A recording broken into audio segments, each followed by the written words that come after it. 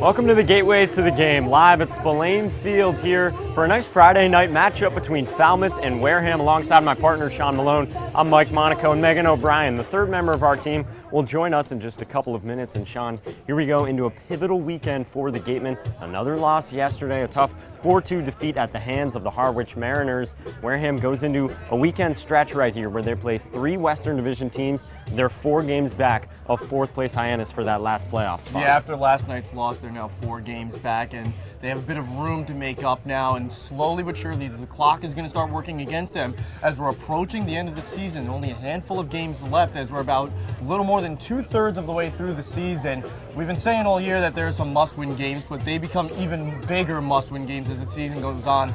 And if the Gatemen don't make a move soon, it's going to get to a point where we're going to be talking about the Gatemen need to win some games and teams X, Y, and Z need to lose some games for them to get in. And that's when it starts to get very tricky. And there's just 14 games left in the Cape League regular season. Tonight it's Wareham and Falmouth going at it. First time they've played since the end of June, and a new face, as there are multiple for this Wareham team. But the one we'll focus on today who gets the ball, Sean Adler, the USC left-hander, just got here on Wednesday, and he's out there pitching in what we're calling a must-win game. Yeah, it's a huge opportunity to put on a guy's shoulders who just arrived 2 days ago. So it's a big moment for him. Time to see what he's got, if he can step up and pitch in a big moment. A couple scouts here tonight, so I'm sure he'll jump off the pages a little bit if they maybe weren't here to look at him, but if he does pitch well in a big moment performance, like in a game such as tonight against Falmouth. Right, and a lot of those scouts are here to watch the other starting pitcher tonight for the Commodores, the TCU left-hander, Alex Young. It's his 3rd start of the summer. The first 2, he's racked up a 1.50 ERA, a highly regarded arm, drafted in the 32nd round out of high school. And, well, that comes at an interesting time, Sean, because the Wareham offense, well, they've been so cold recently. And this is only his 3rd start of the season, so the sample size is a little small. Right. But the report on him is that he's still a good pitcher nonetheless. He may be one of the best pitchers on this Falmouth squad. He definitely throws harder than any of them. He consistently sits in the low 90s with his fastball. And he also likes to pitch inside to both lefties and righties and produces a lot of ground balls as well. Yeah, Wareham struggled only the 2 runs yesterday. It's been a difficult stretch dating back the last 8 to 10 games for the offense. The starting pitching, though, has been great. And for more on that, let's send it out to Megan O'Brien, who caught up earlier with Liam O'Sullivan. Thanks, Mike. You mentioned starting pitching for the Gatemen has been lights out the last 8 to 10 games. However, closing pitching has been a little bit of an issue. I caught up with Liam O'Sullivan earlier to talk about what happens when he gives up a walk.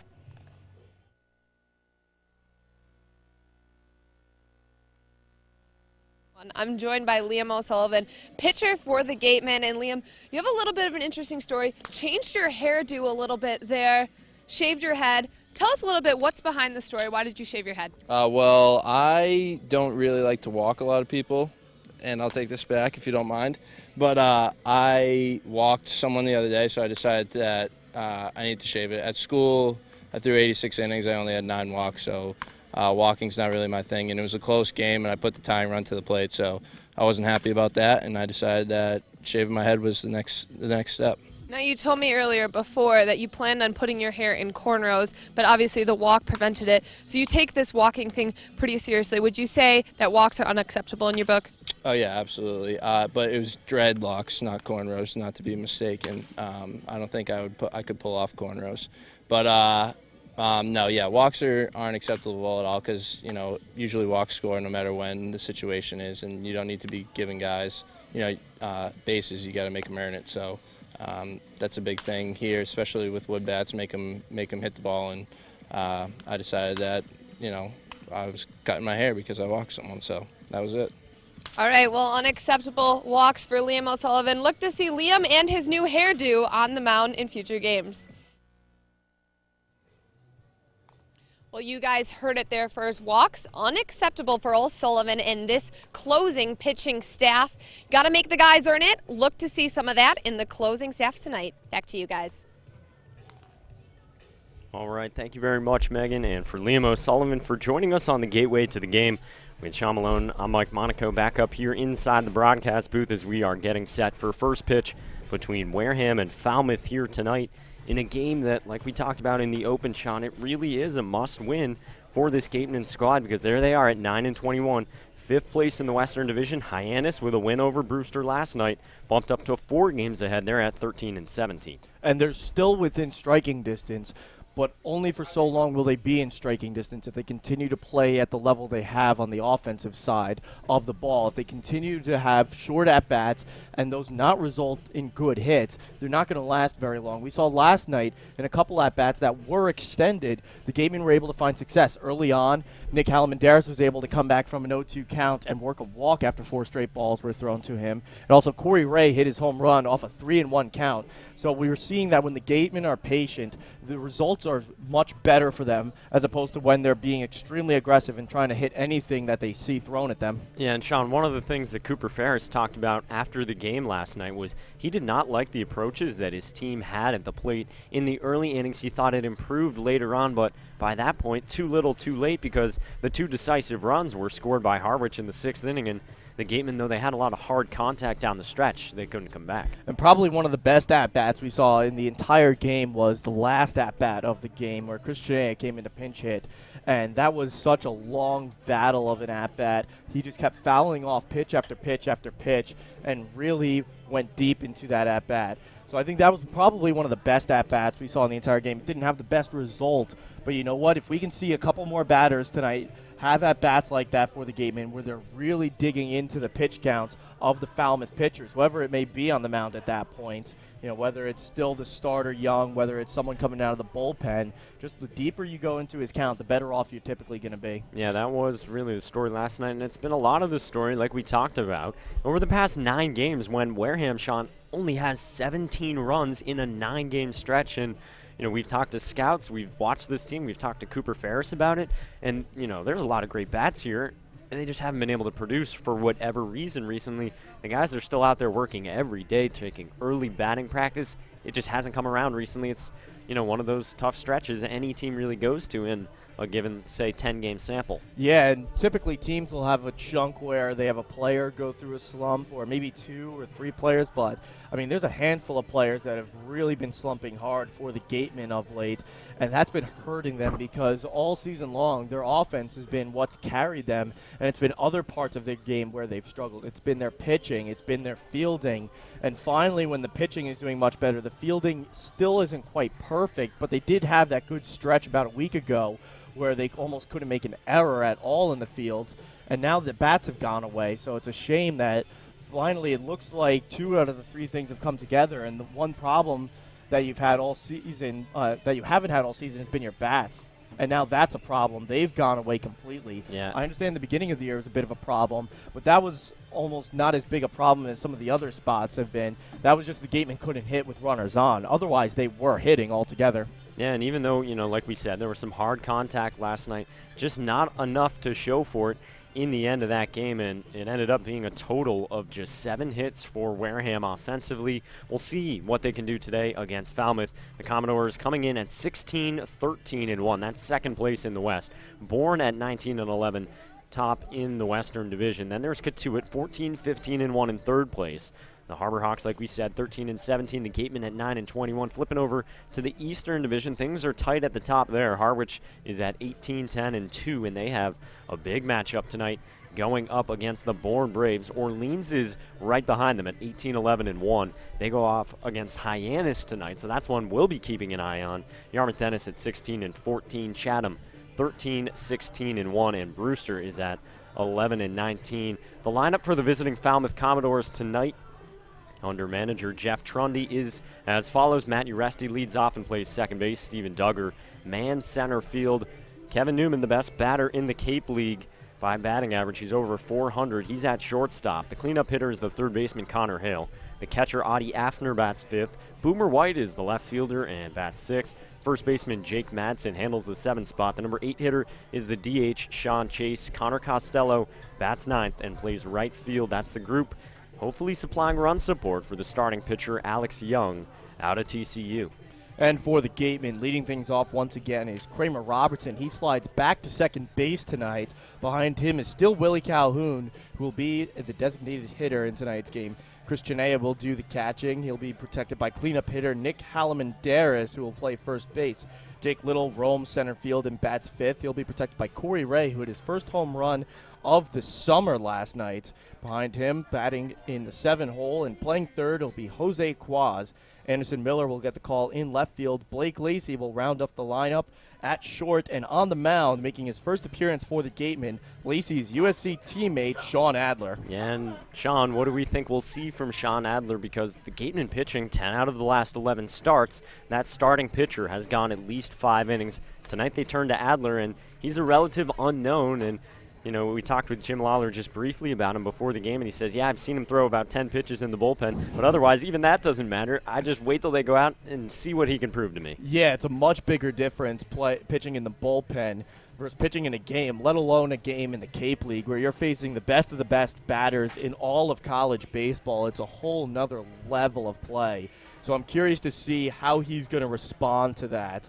Yeah, I mentioned it a little bit briefly earlier. This is a big moment for him. So this is a chance to impress as well. If you want to come in and show that you could be a good piece on this team, not just now, but for the rest of the season as well, now's your time to step up and show it. As mentioned, there's a couple scouts on hand today to get a look at Alex Young, the opposing team's pitcher. You never know who's watching. Maybe someone's paying attention to you a little bit too, and if you pitch well, they get impressed maybe. You never know. Now is a big game for him tonight. Let's see what he's got, and let's see what he can do on the mound. Absolutely. First pitch coming up in 8 minutes at Spillane Field. Mike Monaco, Sean Malone, and Megan O'Brien with you. And earlier I caught up with Falmouth broadcaster David Lauterbach for more on the Commodores. Joined by Falmouth play-by-play broadcaster David Lauterbach as we get set for first pitch between the Commodores and the Gatemen. And David, this team, this Falmouth squad, they've gotten a lot hotter since we last saw them, which was all the way back at the end of June. What have you seen from them recently? What has driven them? They were recently on a 4-game winning streak before the loss last night to Katuitt. Well, looking at that loss is pretty important. Except for that loss over their last 5 games, they were hitting well from top to bottom in the order. Last night, 5 out of the 4 hitters didn't even record a hit, including 7 through 9. So they need to do better from top to bottom.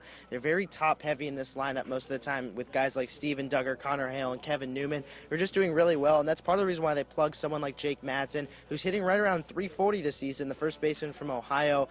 He's usually hitting the 6 or 7 hole. I believe he's in 7 tonight. And the reason why is so they can have more depth throughout the lineup. But unfortunately, last night just didn't work for them. A couple of the guys you mentioned. We'll start with Kevin Newman. And, I mean, it's just another summer of the same for Kevin Newman. He's hitting over 400. He's leading the Cape League. You were here last year, too. What did you see from him? What stands out the most to you about the Arizona shortstop? Well, even though he's still hitting singles, last year 57 of his 60 hits to win the Thurman Munson Award were singles, the only other 3 being doubles. He's hitting them into the right parts of the field. They're not as... Last year was more so right to left, right to right, right to center, all those fielders. But now it's in the gap in left and right center, blooping over the head of the second baseman, shortstop. He's expanded his strike zone, and he's hit a lot of balls to different parts of the field rather than just hitting them straight up the gaps or straight to the center fielder. Another guy you talked about, Steven Duggar. Boy, he put on a show at the Fenway Park workout on Tuesday earlier this week, a 6.26 in the 60-yard dash. But he's more than just a guy with a whole lot of jets. Well, going back to that dash, he actually ran it twice. The first time he ran a 6.26, they said, no, we want you to run it again. We don't believe you. So he did that. He shaved 0.2 of a second off of his time from last year when he also ran the fastest 60. That's when he was playing for Katuitt, but now he's with Falmouth. But he's not only that. I mean, I talked with one of their assistant coaches at Clemson. He said he's the closest thing the Tigers have to a 5-tool player. The only thing he needs to work on is his power. He doesn't have any homers this year. He had 1 his sophomore year at Clemson, 2 his freshman year. But when it comes to his fielding, he is an absolute cannon. He has 4 outfield assists. He's gunned 2 guys down at home, 2 at third. It's amazing to watch him throw from the outfield because he could get the ball at the wall. He could one-hop it to third, and someone's toasted. Another guy with a good arm goes tonight, the starting pitcher, Alex Young from TCU. It'll be his 3rd start of the summer, and his first 2 have been good. He's a marquee guy heading into the draft next year. What should we expect from the lefty? Well, you need to see him throw a little more strikes. He throws a lot of balls. That's one thing you have to expect. I spoke with a scout from the National League last week. Don't want to say what team, but he said he just needs to throw more strikes. In his 2 starts this season, 2-0, ERA, I believe, at 1.50, but he only has 7 strikeouts. He had 3 last time out when he went 7 innings. He gave up 1 run on 7 hits, so he just needs to throw more strikes. He has a 95-mile-per-hour heater. He has a great curveball, a great slider, great change, but he doesn't throw it for strikes enough. So if he can get more strikes, maybe rack up more strikeouts, somewhere between 5 and 8, he'll be a lot more effective pitcher. But the lefty from TCU, Alex Young, he is very dominant, and I wouldn't be surprised to see him do pretty well against the Gatemen lineup that's been struggling. Yeah, cold Gatemen offense goes up against Alex Young tonight. David Lauterbach, thanks for joining us. No problem, Mike. Thanks again, David Lauterbach, for joining us on the Gateway to the Game. Mike Monaco, Sean Malone back with you about 4 or 5 minutes till first pitch at Spillane Field, kicking off the weekend for both these teams. Falmouth, they were on a 4-game winning streak. They lost 4-2 to Katuitt yesterday over at Lowell Park. The bats going a little bit quiet, as you heard David talk about. How do you think the Commodores will respond today? Because, you know, they're within striking distance of Bourne for first place in the West. Well, like I was saying with the Gatemen, when you're facing a pitcher such as Adler, who no one in the Cape League has seen before, you know, maybe some of these guys for the Commodores have faced them in college play, but extend at bats. Give the person behind you a chance to see what Adler is throwing and how he's throwing. And then if he is giving you some trouble because you just can't figure him out, you get him out of the game. He's got a deceptive motion from what I've heard, and he really hides the ball well, which is so key in pitching. It's something that gets overlooked typically from a fan's perspective, the ability to hide the ball when you're throwing it. So if Adler is as good as spoken about in terms of doing that, that's going to be very valuable for him, and all the more reason for the Commodores to try and extend at bats and get him out of the game. Yeah, Sean Adler will get the ball today, and we'll give you a quick rundown on the left-hander from USC who had recently, before joining the Gatemen, he had been pitching in a small league in Southern California. Last week he threw 70 pitches, so there isn't really an innings limit, a pitch limit in mind that Jim Lawler has, a certain number. It's not there. We'll see what Sean Adler can do. We'll see how long he can go as he goes up against this Falmouth squad here tonight. Adler will be a junior next year at USC, mostly out of the bullpen in his first 2 seasons. 20-plus innings this past year, 18 and a third as a freshman, so not used a whole lot. And we talked about him with Blake Lacey, his Trojans teammate, and he said mostly used since as a situational left-hander, closed a little bit for the Trojans, but otherwise, you know, I mean, that was really his role, and we'll see how he does in the starting role tonight. And it's interesting that a situational pitcher will be getting the call to start in his first appearance in the Cape League. A little surprised, especially when a guy like Kyle Cody was scheduled to start, who already gave the Commodores trouble.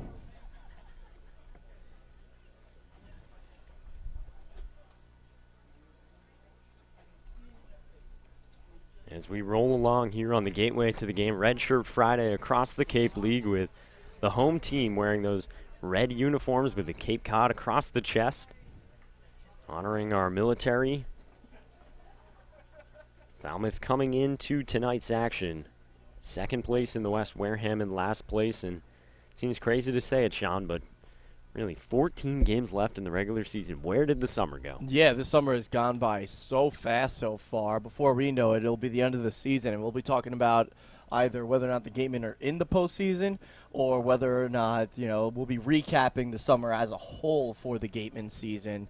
But it all depends on what they do over these next couple of games, and it starts with this weekend. They got a big weekend where they're facing a lot of West opponents. Yeah, we'll talk about that throughout the broadcast, but just to give you a quick look at what's coming down the pike, I mean, Wareham tonight going up against Falmouth. Tomorrow they play host to Bourne, a 7 o'clock start time.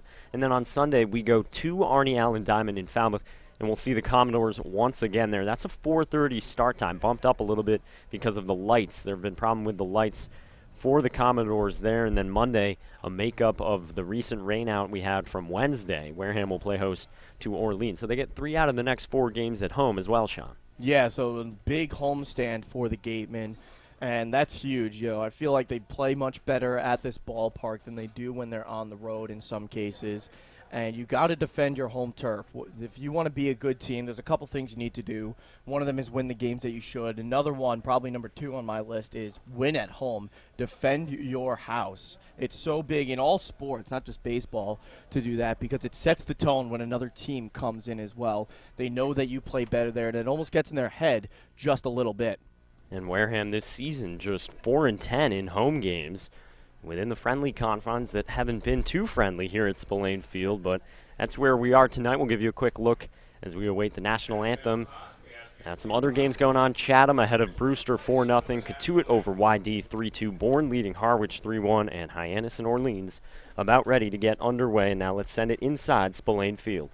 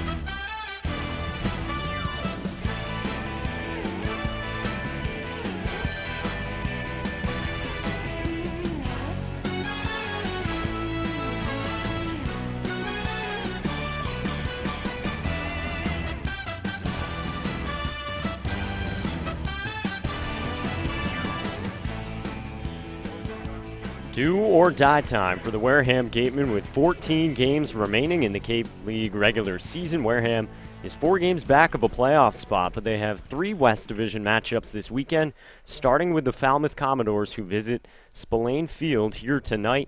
Good evening and thanks for joining us on the Cape Cod Baseball Network and WCTV. Alongside Sean Malone, I'm Mike Monaco and Megan O'Brien.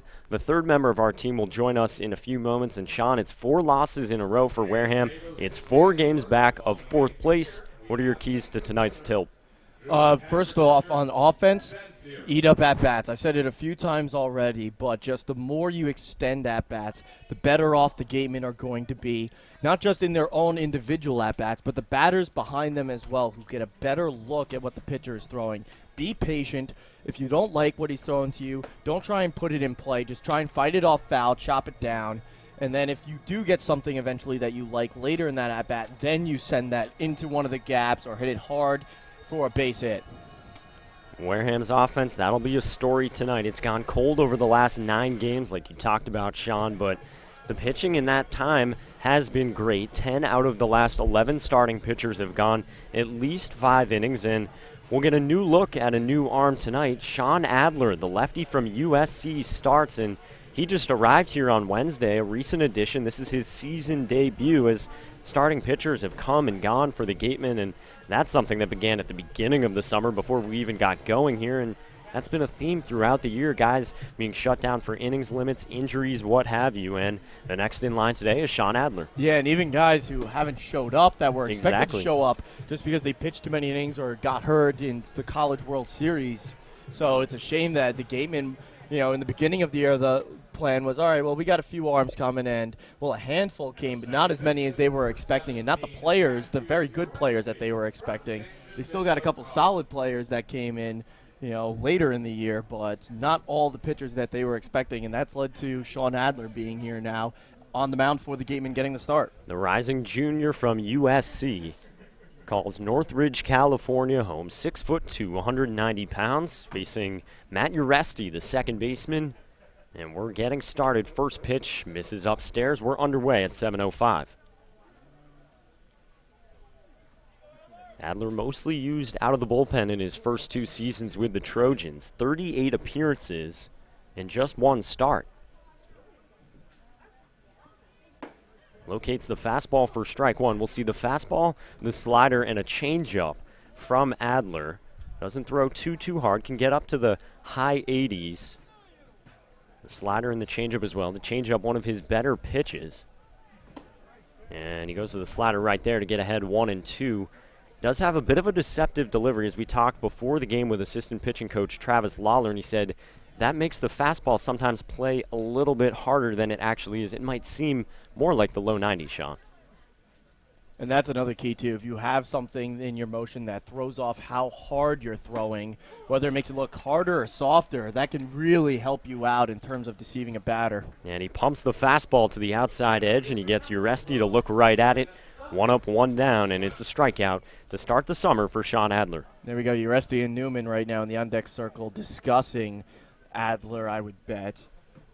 Newman, one of the best hitters in the Cape League this summer, currently leading the league in batting average. I imagine he was trying to ask Uresti what he's doing up there, what he's throwing. Yeah, everybody's trying to figure out what to expect from Sean Adler, who now faces Steven Duggar, the speedy center fielder from Clemson.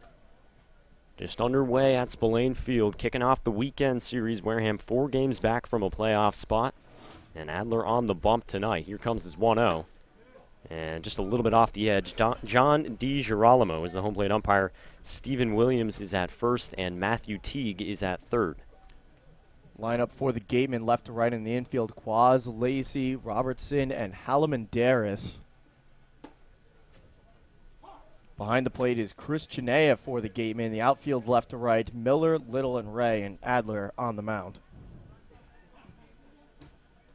Wareham's defense again hurting last night. A couple of errors against Harwich. 2-1 is a little bit low, so 3 balls and a strike to Steven Duggar, and it was a 4-2 loss for Wareham against the Mariners yesterday. Again, got okay starting pitching. Ryan Olson left the game allowing 3 runs, but he left with base runners on and surrendered 1 run when Willie Cool came into that game. And that's outside. It's a 5-pitch walk for Steven Duggar, and he's aboard with one out here in the first inning. But by and large, Sean, the starting pitching has really carried this team, and it's kept games close while the offense has struggled. Yeah, and it has kept games close. And something else I want to touch on, although the fielding made a few errors last night for the Gatemen, there were also a couple of incredible plays by the fielding of the Gatemen that we cannot ignore. Hallam Darris with that line drive to him that he jumped up and grabbed, throw to second for the double play. And then there was also the play at the plate by Keaton Aldridge, the nice spinning tag to save a run. Yeah, that was a very interesting first inning, and Corey Ray, who was in right field, he had a couple of outfield assists in that game. He had a home run. He had a great day. We see him in left field tonight, as you mentioned. So 1 out and 1 on here for the Commodores, top of the first inning, and here is Kevin Newman, the aforementioned shortstop from Arizona, who leads the Cape League with a .403 average. He was the batting champion of the league, took home the Thurman Munson Award last summer. Duggar misses low, or rather hits the bottom of the zone and pops out of the mid of Chinea. Ball and a strike. The base runner at first, Steven Duggar, after he walked, and a whole lot of speed over there. The Fenway Park workout on Tuesday, he ran a 6.26, and the scouts thought they mistimed him, so they had him run it again, and he ran another 6.26 60-yard dash. 13 stolen bases to lead the Commodores. Boy, does he have wheels. And I wonder if that helped his draft status a bit, that they did question it and they saw that he ran it again, as opposed to just, all right, a 6.26. That's impressive. Next. And last year he ran a 6.28 when he played with Katuitt last summer, so it shouldn't really come as much of a surprise, though he himself has said that he has gotten faster since last year. He went back and he worked on his speed at Clemson. He'll be a junior next year. Newman hits it right at the second baseman Robertson. Quick throw to Lacey. The relay on to first, a double play. 4-6-3, the twin killing, gets Sean Adler out of his first inning. No score after the top half. Wareham coming to bat against Alex Young when we come back on the Cape Cod Baseball Network.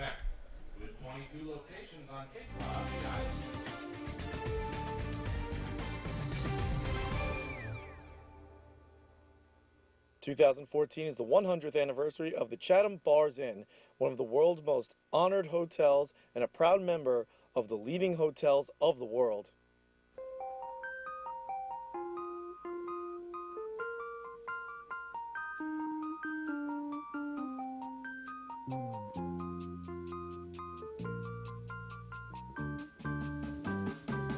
We get it almost every night, and when that moon gets so big and bright, it's supernatural delight. Everybody was dancing in the moonlight.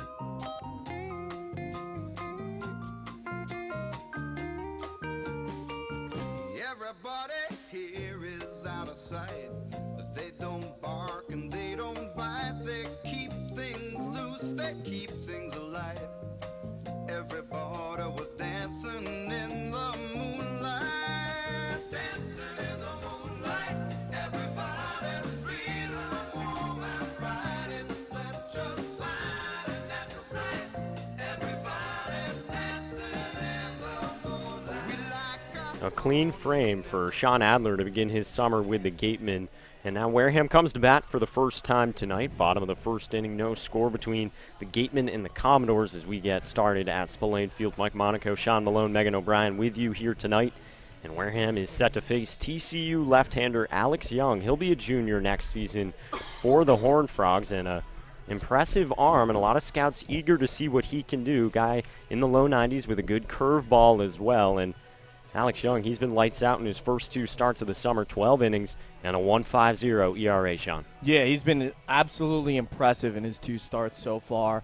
And talking to some of the broadcasters for Falmouth, they think, even though it's only been a small sample size with the 2 starts, that he may be the best pitcher on this staff. He's a very talented guy. He throws the hardest on the staff. And when he's locating, he is on, and one of the best pitchers in probably the Cape League. Yeah, he has attracted a lot of eyes. There's at least a dozen scouts behind the backstop, right behind home plate. You can see some of them in the picture right there behind catcher Audie Afner. And Alex Young, an impressive arm, and he goes for the 3rd time this summer, standing at 6'3", 203 pounds, from Hawthorne Woods, Illinois. Drafted out of high school. He'll face Kramer Robertson, Willie Calhoun, and Chris Chinea for a struggling Wareham offense.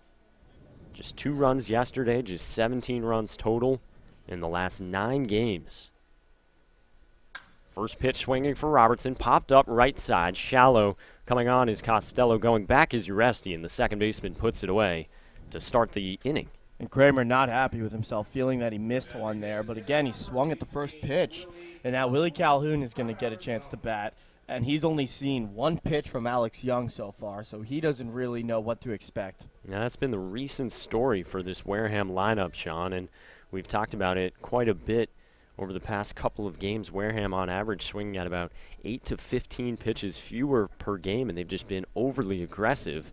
And now Calhoun will bat, and he swings at the first pitch, loops it into center field. Steven Duggar coming on, 2 pitches, 2 outs for Alex Young. Yeah, and now, right after that, the next batter for the Gatemen coming up, Chris Janea, he's only seen 2 pitches now, so he doesn't really have a good grasp on what Alex Young is throwing. And without saying anything, I think Chris Janea will know that Cooper Ferris does not want him swinging at the first pitch, no matter how enticing it may look. 2 outs here, bottom of the first inning. Chris Janea, the number 3 hitter for this Wareham lineup, leads the team in RBIs as Young misses with the fastball away. Fastball, curveball, slider, and changeup for the southpaw from TCU. Last start was on Friday, a week ago against Catuit. 7 innings of 1-run baseball. That was a 7-5 win for the Commodores. Recently went on a 4-game winning streak, but they did lose to the Kettleers yesterday, 4-2 at Lowell Park. Gatemen falling to Harwich by an identical margin. Inside edge with a fastball for strike 1. While Young does have a good arsenal and throws hard enough to draw the scouts, has struggled at times with his command. So we'll keep an eye on that throughout the night. Janea swings hard at the 2-1. Kevin Newman dives, but comes up and bobbles it, and Chris Janea legs it out, and he'll reach here with 2 outs in the bottom of the first inning. It's a hit for Janea. Yeah, broken bat hit for Chris Janea. That one broke and splintered a little bit right at about the handle. So he just, we've said it a few times this year about how strong he is as a hitter, and he's showing it right there. He's able to pull one far enough down the infield where it still would have been a close play, even if it was fielded cleanly by Newman at short. Not only is he strong, Sean, he almost always swings as hard as he can, it seems. He's up there, and he's not messing around. Gets his money's worth every time. Nick Halamandaris rolls one off himself. It's a foul ball out of the box from the Cal first baseman. So early offense with the 1 hit off of Alex Young. He surrendered 7 against those Kettleers on Friday. He didn't walk anybody. We talked that through his career in high school, that was a little bit of an issue for him, the command. And he had a great freshman season with the Horned Frogs, and he only walked 10 in 40-plus innings, and really control wasn't an issue this past year either, just 16 walks. The 0-1. And that misses low to Halamandaris, who comes in batting .247. He was 2 for 3 yesterday with a walk against the Mariners. And especially when you're facing a pitcher whose weakness is location, just sit back and be patient. Wait for your pitch or take a walk against him. Swings at this, drives it out to left field. It sends Boomer White back a couple of steps, but he makes the catch, and the inning is over. The Gatemen get 1 hit, but they leave a runner, and after 1, no score on the Cape Cod Baseball Network and WCTV. We'll be right back.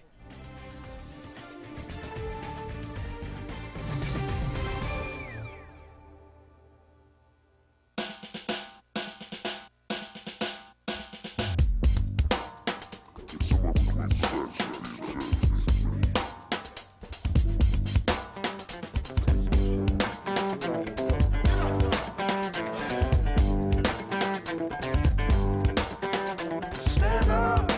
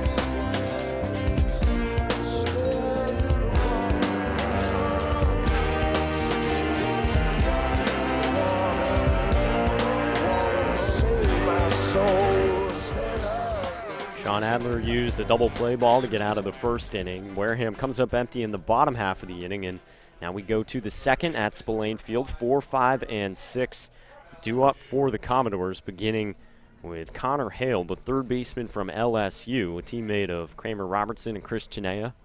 Hale played in the Cape League last summer, and he'll start off and swing at the first pitch, fouls it off, facing Sean Adler. Adler, no stranger to summer baseball. Heading into his freshman season at USC, he played in the California Collegiate League with the Glendale Angelinos in the summer before that season, and then in the Alaska Baseball League last summer, and he was terrific there. He played for the Anchorage Glacier Pilots and was first team all-league with a 2.81 ERA. He was a starter down there and then went back to USC and, as we said, used mostly out of the bullpen. The 0-2 runs outside to Hale. And again, just interesting that a lefty specialist in college in the summer leagues that he's performing in is moved back into a starting role. I wonder if USC will ever consider moving him into the rotation. Hale reaches out and flips it foul, and yeah, you look at it, and in his 2 seasons, he's only thrown a total of 39 innings for the Trojans, and he really almost reached that total last summer in the Alaska League. He threw 32 innings for Anchorage. 1-2 on the way, and Hale just rolls over it. 12-pitch first inning for Sean Adler in his debut as he tries to continue this great run of starting pitching, and talked about it before the game with Travis Lawler, one of the assistant pitching coaches. He said it was really just a matter of time, it felt like, with this staff. Too many talented arms, he thought, and too many guys just out there every single day working hard, and you see them, they're always out there doing their running in the outfield early, and they're always, paying close attention to what Jim Lawler's working with them on. I mean, they throw every single day. They were out there throwing at the Fenway Park workout on Tuesday. 2-2 is popped up on the infield to the right side. Robertson is calling off Nick Halamendaris, and he makes the catch, 1 gone. Good play by Robertson there. We said it a few times throughout this year. You got to be vocal if you're going to go for it. And if you're not going to go for it and you can't see it, be vocal as well. We've seen way too many fielding errors on the season so far for the Gatemen, for them to mess up on a silly play such as a pop fly just because of lack of communication. Yeah, and Wareham comes in as the 3rd worst fielding team in the Cape League. 2 more errors last night. The batter here is Audie Afner, the catcher, and he takes the slider for strike 1. But just to finish the thought on the starting pitching, Sean, in your eyes, what was it that turned around and has really righted the ship for that staff? Well, I think the big difference that we're seeing now is that they're throwing strikes. We saw early on from some pitchers when they were struggling, it's because they couldn't hit the strike zone on a consistent basis. And that's almost what we saw last night from Olsen. It was almost day and night between the first 5 innings he pitched and then his appearance in the 6th. In the 6th inning, he could not locate at all, and it was almost like what we saw in the beginning of the year from the Gateman staff. Fouled off here by Afner. Yeah, Olsen walked 3 yesterday, and it seemed like he was laboring. And really, since that first inning when he threw 25 pitches, nothing came easily, a lot of full counts. And you saw an experienced Harwich lineup really work the count against him. But yeah, this Wareham staff, by and large, has kept it down and worked ahead in the counts. This is sliced to the right side in foul ground. Halamendaris chasing, but he won't get to it. Just too far for Halamendaris to get to. Maybe if it had a bit more air under it, he would be able to track it down. But even if he could get another step further to it, that would have been a tough play with the fence coming in quickly on him. So it stays a ball and 2 strikes on Afner. The catcher from Oral Roberts will be a redshirt senior next season, batting at .327. Adler, who stands almost off the complete side of the mound. This is a line shot out to right field. It drops in for a hit. The Commodores have their first base hit of the night, thanks to Audie Afner. Yeah, that one was over the head of Robertson. Off the bat, it looked like he may have a chance, but it just kept rising and rising to the point where he didn't have a shot. That's off a 1-2 pitch, and we've seen Wareham struggle with that. 2 strikes, but they just couldn't finish the deal. That was something that happened in the first inning for Ryan Olsen yesterday. He kept getting 2 strikes on those Mariners hitters, but they just came up with big spots. Boomer White, the left fielder, and he takes outside edge for strike 1. But fortunately, some beautiful plays in the field by the Gatemen really kept it a 1-run game after that inning, despite the first 3 batters getting on. Boomer White clobbers this out to left center field. It sends Jake Little back, still on the run, and he'll make the catch deep into the gap for the second out of the inning, and Audie Afner has to return to first. Deep ballpark here at Spillane Field, and Boomer White just shakes his head. Yeah, for the first 60 feet between first and second, Afner, it looked like he thought he was going to stop as he was all the way at second, because about two-thirds of the way down the baseline, he realized, wow, Jake Little's got some wheels. He's going to catch up to that one. Stopped at second base and had to backtrack. Fortunately for him, though, he realized that, or else that could have been a double play right there. First pitch strike to Jake Madsen, and boy, Jake Little does have great speed, and you look at this Wareham team, and there's a lot of speed, especially in the outfield. Corey Ray in left, Anderson Miller in right. Popped up to the left side, it sends Jose Quaz back a couple of steps, edge of the grass, and he makes the catch to end the top of the second inning. A hit, but it does no damage for the Commodores, and after 1.5 at Spillane Field, no scores. We go to the home half of the second inning on the Cape Cod Baseball Network and WCTV.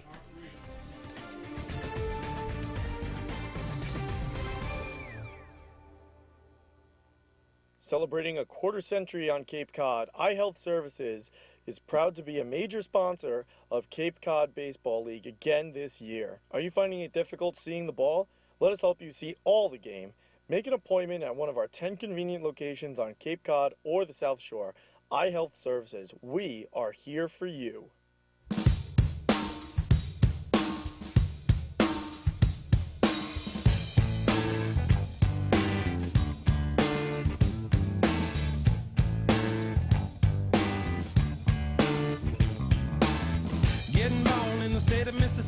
Papa was a copper and the mama was a hippie. In Alabama, she was swinging a hammer. Price you gotta pay when you break the panorama. She never knew that there was anything more than gold. What in the world does your company take me for? Black bandana, sweet Louisiana, robbing on a bank in the state of Indiana. She's a runner, rebel and a stunner. On the merry way saying, baby, what you gonna? Looking down the barrel.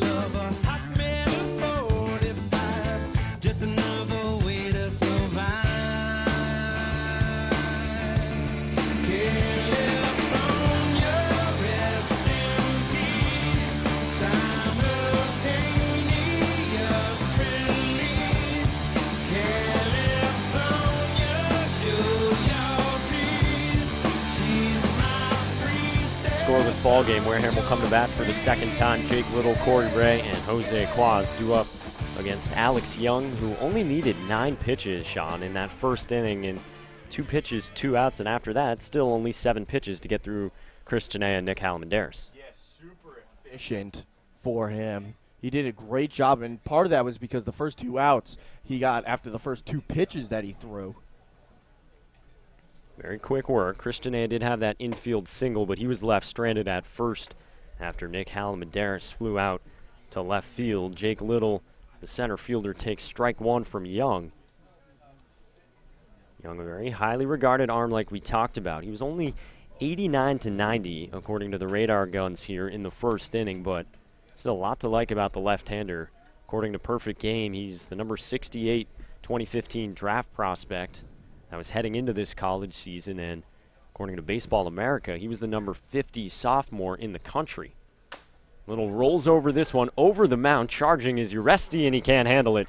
Jake Little gets aboard here to start the bottom of the second inning. Good speed for Little.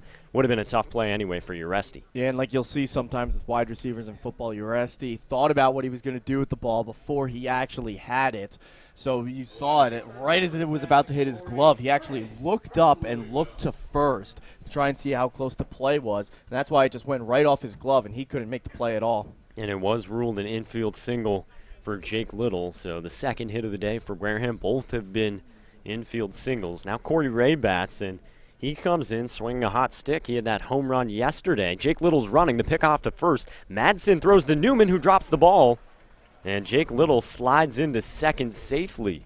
Well, in the past, we've seen in some cases the Gatemen have given away outs to another team because of their fielding errors, but so far it's been the Gatemen that have been given those extra chances right now because of the plays in the field by the Commodores. Stolen base credited to Little, and Speaking, we've seen that defensive stuff come back to haunt the Gatemen. We've also seen base running come back to hurt them as recently as last night. Now Corey Ray showing bunt, and he misses, and it's strike one. But yesterday, to finish that thought, Sean, Kyrie Washington ran into an out at third base in the 6th inning. Kramer Robertson was caught stealing in the 1st inning on the 2nd pitch of the night, and we asked Cooper Ferris about it yesterday, and he said, oh yeah, we've got to find a way to get the offense going. We simply can't be a station-to-station team anymore. So Ray's bunting in, the pitch inside, away from Afner, Little to third without a throw. Again, just another opportunity for a Gateman base runner to advance now with Jake Little because of a fielding error.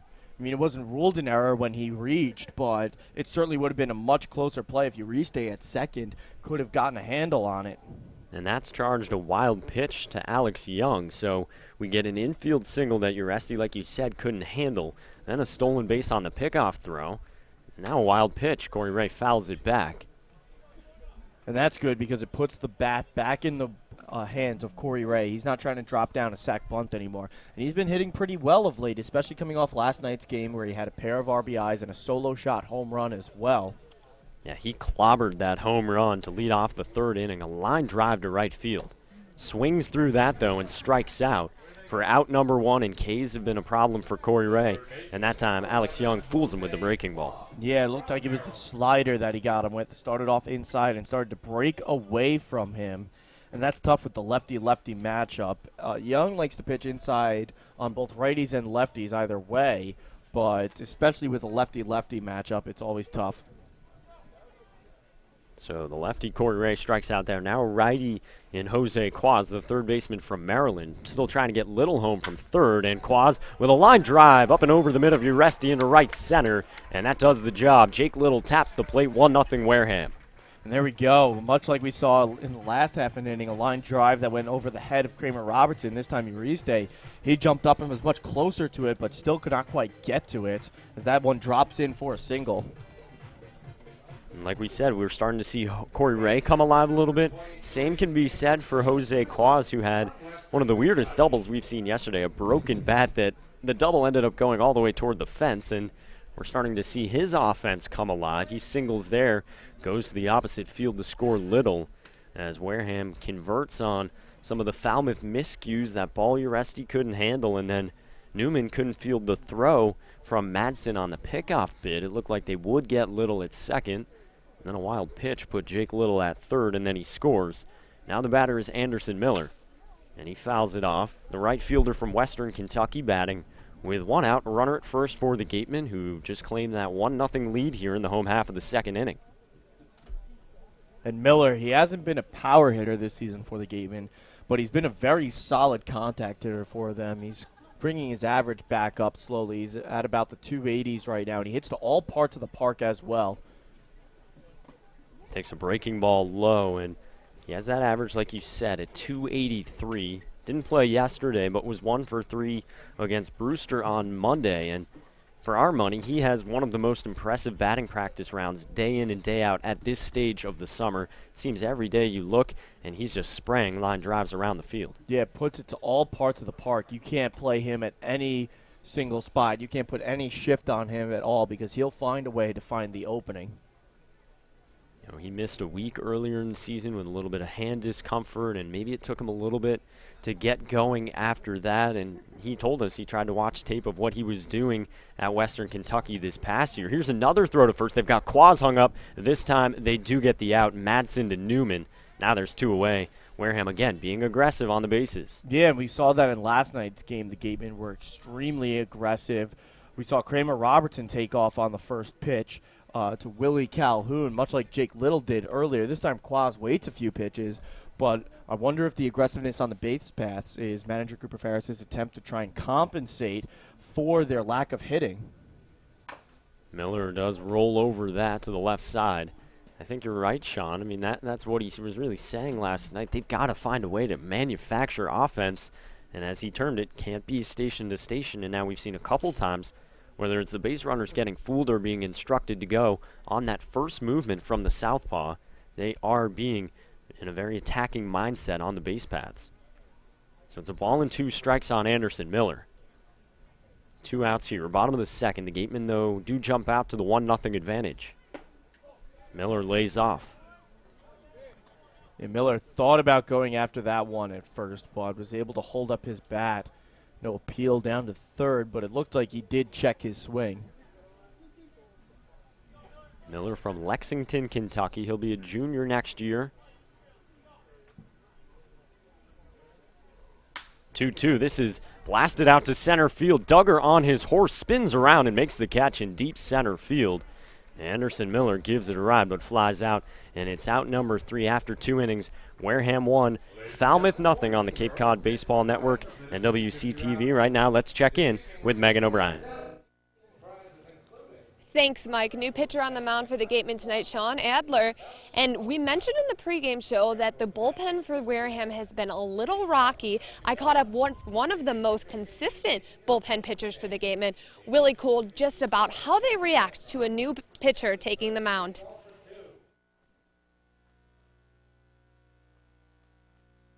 I'm joined by Willie Cool, relieving pitcher for the Gatemen. And Willie, the bullpen for the Gatemen has really been a rough spot, but you have gone 3 games without giving up any runs. What has been working for you in the bullpen? I'm just doing what the coaches and I have been working on, pounding fastballs for strikes and getting my off speed over when I need to, and that's just been a key help for me. Now, this team has seen many ups and downs. At first, the offense was dominant. Then it was the pitching that was dominant, and now both are struggling. They're facing their fair share of struggles.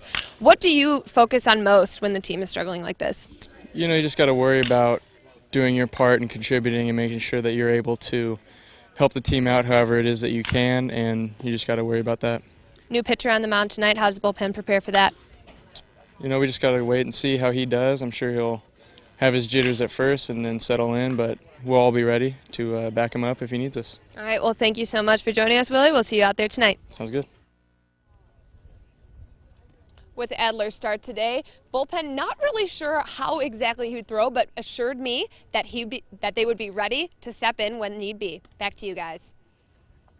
Very much, Megan and Willie, for that piece as we jump back here to the top of the 3rd inning at Spillane Field, where it's 1-0 Gatemen. And Sean Adler really hasn't had any of those early innings jitters that Willie Cool thought we might see tonight. No, he's been solid so far, and he's keeping the pitch count low as well. So far, so good for him. Maybe the Gatemen won't need to dip into the bullpen as early as they may have expected. Now just 28 pitches through the first 2 innings. He gets 8, 9, and 1 here, and Sean Chase with a huge hack. He goes tumbling down in the box.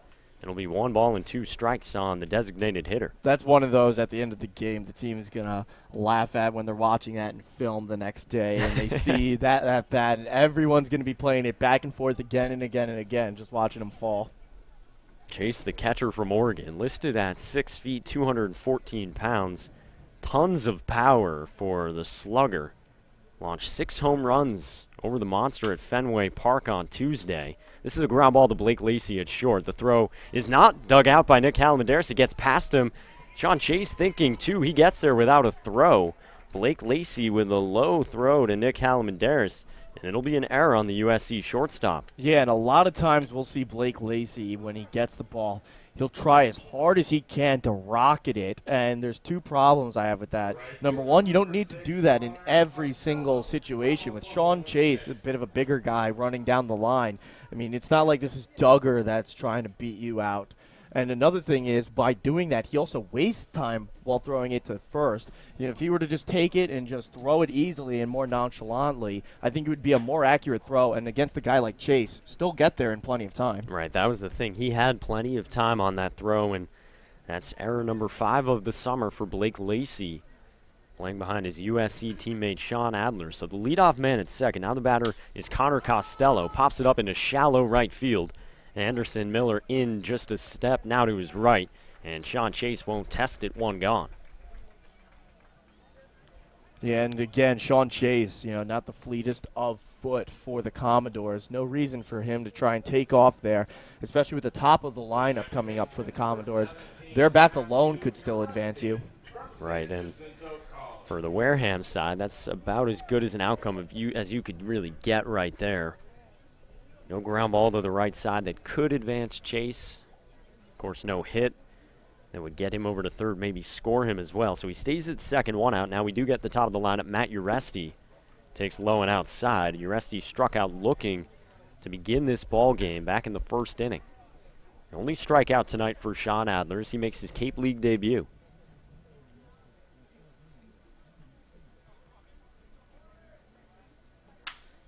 The other way, and Uresti singles over the head of Quaz. They're going to hold up Sean Chase at third base.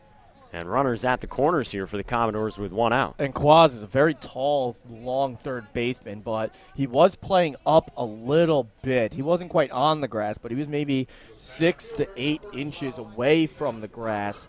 So that's why he wasn't able to get to that one. If he was playing back in a normal third base position, maybe he would have had a chance. Uresti with a really nice piece of hitting there. Just going the other way, Sean. And for him, he makes it a 4-game hitting streak. Came in hitting .303 on the season. So now runners at the corners. We'll see what Jeff Trundy wants to do in this situation in a 1-0 ball game just early on, top of the third inning. But the batter here is Steven Duggar. He walked his first time. Duggar himself comes in the midst of a 7-game hitting streak. He was batting .267 before it started, now at .321.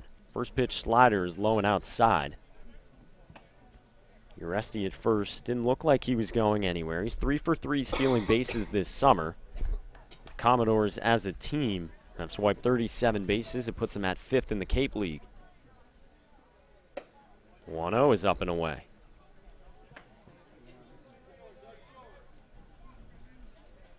Toughest part of this Commodores lineup with Uresti, then Duggar, Newman, and Hale to follow. Top 4 bats in the Falmouth lineup. Fastball misses low, and it's 3 balls to start it to the center fielder from Clemson. And the last thing you want to do is walk the bases and bring up Newman, the number 3 hitter. Walk the bases loaded.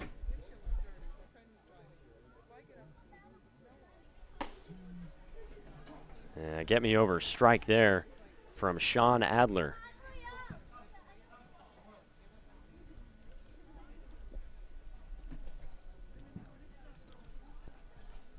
The 3-1 on the way. That misses low and outside, and Steven Duggar walks for the second time tonight, and this time it loads up the bases for Kevin Newman with 1 out. So now the bases loaded, and Mike, we've seen this before in the last few games. The Gatemen will get the bases loaded, and you know they've in 2 of the last 3 they've walked a run home, and you know they've had trouble getting out of this. Fortunately, there's at least 1 out, so a double play can still allow them to escape the inning. And with Chase on third, not the speediest of players, if it's a shallow fly ball, he may not go. Kevin Newman, of course, also grounded into that 4-6-3 double play, Sean, to end the first inning, and he takes ball 1 here. As Adler now struggling with his command all of a sudden. Nobody up in the Gatemen bullpen. Pitch hits the outside edge for strike 1. Kevin Newman came in batting .403. He won the Cape League batting title last summer, batted .375. And this is the last person you want to have up to bat. Yanked foul, and it's 1-2. It's really impressive what Newman did last summer. Became the first freshman in Cape League history to win the Thurman Munson Award. 57 of his 60 hits, though, were singles, and really he's a machine when it comes to hitting singles. Not known for his extra base prowess. Ball and 2 strikes. Adler from the stretch. Up the third base line, foul. Newman this season, though, he does have a home run. He has 3 doubles out of his 29 hits. He's in a 5-game hitting streak, and he has 3 2-hit games during that span. I mean, it's a bat that has just been heating up. He was at the Team USA tryouts earlier this season, so he missed some time, but now he does finally qualify for the batting title. Yeah, just got back in the qualifications for the batting title 3 games ago. That's impressive that he was able to take some time away and go to Team USA's tryouts and then still come back and able to not only get enough hits and at-bats to re-qualify, but still maintain that high batting average to not just re-qualify, but re-qualify at the top. Bounced in, and it skips away from Chinea. Now the count is full on Kevin Newman, a patient hitter in his own right. He walked 2 times yesterday against Katuitt, and he's worked 10 free passes this summer.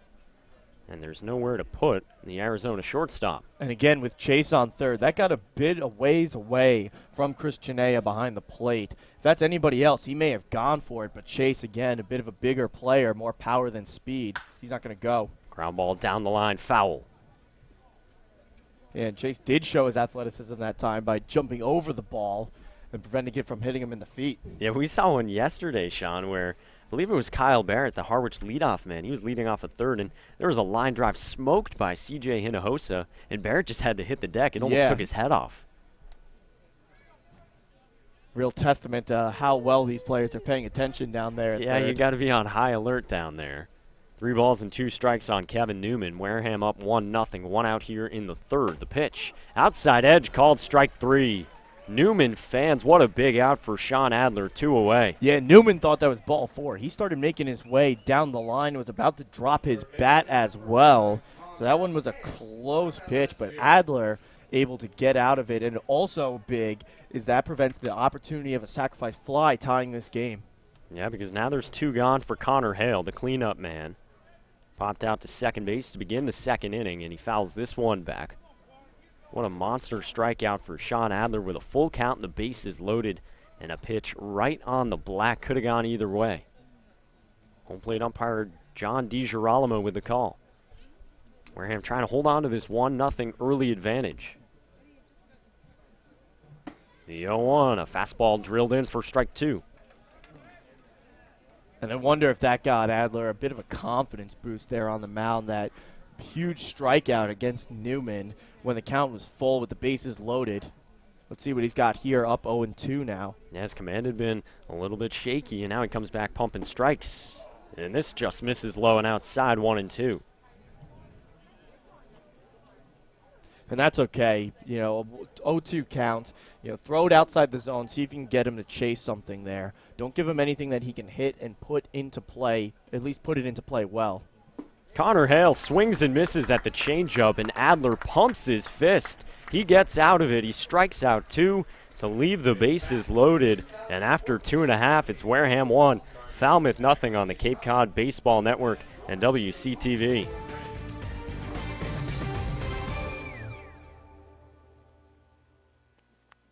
Join the thousands of other Gatemen fans following us all year long on Twitter. Stay up to date online or on your mobile device with the latest Gatemen news and information. We'll be tweeting during all of our games with score and game information. Follow us on Twitter at Wareham Gatemen.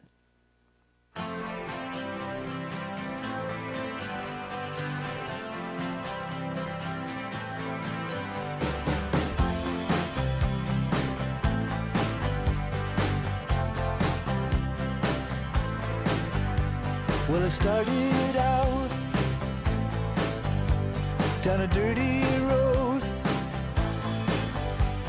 Started out all alone, and the sun went down as I crossed the hill, and the town lit up. The world got still. I'm learning to fly, but I ain't got wings. Coming down is the hardest thing. Well, the good old days may not return, and the rocks might melt, and the seed may burn. I'm learning to fly. Welcome back to the Cape Cod Baseball Network and WCTV. Blake Lacey, the 9-hitter for the Gatemen, is going to lead things off here. He'll be followed by the top of the lineup. Young still on the mound, extremely efficient through his first 2 innings of work, only 21 pitches needed. Let's see what he can do here. He winds and fires to Lacey. He takes that one low and outside for a strike. Before we turn the page completely, though, how about the job by Sean Adler? Back-to-back strikeouts on the 3 and 4 hitters for the Commodores with the bases loaded in a 1-0 game. And that is impressive. Absolutely huge, and I said that this is a big game moment as Lacey swings through that one. This could be your chance to really impress some scouts that came here to see Young, or just, the team as a whole, because this is the first time they're seeing you with some in-game action. The 0-2. Curveball got him looking. Strike 3. Down goes Blake Lacey. Yeah, Blake Lacey in a really difficult stretch at the plate right now, and that strikeout right there makes it 0 for his last 25. And I was just chatting with Blake before the game. I didn't even really bring up the offensive struggles. You don't want to bring that up when a guy's slumping so badly. And he brought it up on his own accord and said, I've never had a stretch like this in my entire life playing baseball. Just a difficult one for him to weather. And that almost makes it so much harder to break out if you have had long stretches before, even if it's dating back to the high school level or something like that. Typically you feel a bit more comfortable trying different things to try and get out of it. But when it's your first time, I feel like it's so much more difficult to try and do new things and get out of your funk. Right, because it's just something they've completely never experienced before. And for Lacey, a guy who at times was batting second for a while for Wareham in the lineup, and he had been the everyday shortstop, and now we're seeing that change up a little bit as well. The 1-1. Curveball inside for a ball, 2-1 the count. Kramer Robertson was at shortstop yesterday, and I asked Cooper Ferris before the game if we might see that again, and he said, no, it's not probably something I'll do regularly. It was more just to get Blake some time off and to get him, to keep thinking about what he needs to do at the plate to improve. The 2-1 pitch. Sliced foul, first base side, moving over is Madsen, but that one is going to be out of play by a couple of feet. So what we see tonight, Sean, the trade-off is, okay, do you want to play Lacey at short, Robertson at second, and then you put Willie Calhoun as the DH and you find a way to keep his bat in the lineup, and you have to go with those three. That's the best defensive middle infield Wareham can play because Calhoun doesn't have the range that Robertson and Lacey do, but you have to put another bat on the bench. And Lacey, while he does have good range, he has a strong arm as well as the 2-2 is outside for a ball. Sometimes I think he just overthinks with his throws there at shortstop, and he'll sometimes try too hard like we saw earlier when running down the line with Sean Chase, and he tried to absolutely gun it. Just get it off a little quicker and don't try and rocket it, and you're going to get Chase in plenty of time. The 3-2 is going to be hit to the opposite field and through for a base hit as it slowly rolls to Costello in right field. Kramer Robertson just continues to hit for the Gatemen. First one of the day today.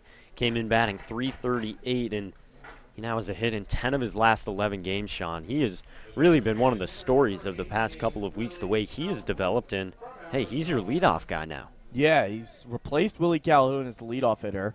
And I'm okay with that because when Willie Calhoun is on his game, the power that he has when he's pulling the ball, the ability to smoke line drives, I think he's more of a two-hitter than a leadoff hitter, although he does in his own doing a good job of being a leadoff hitter because he puts himself into scoring position quite a number of times.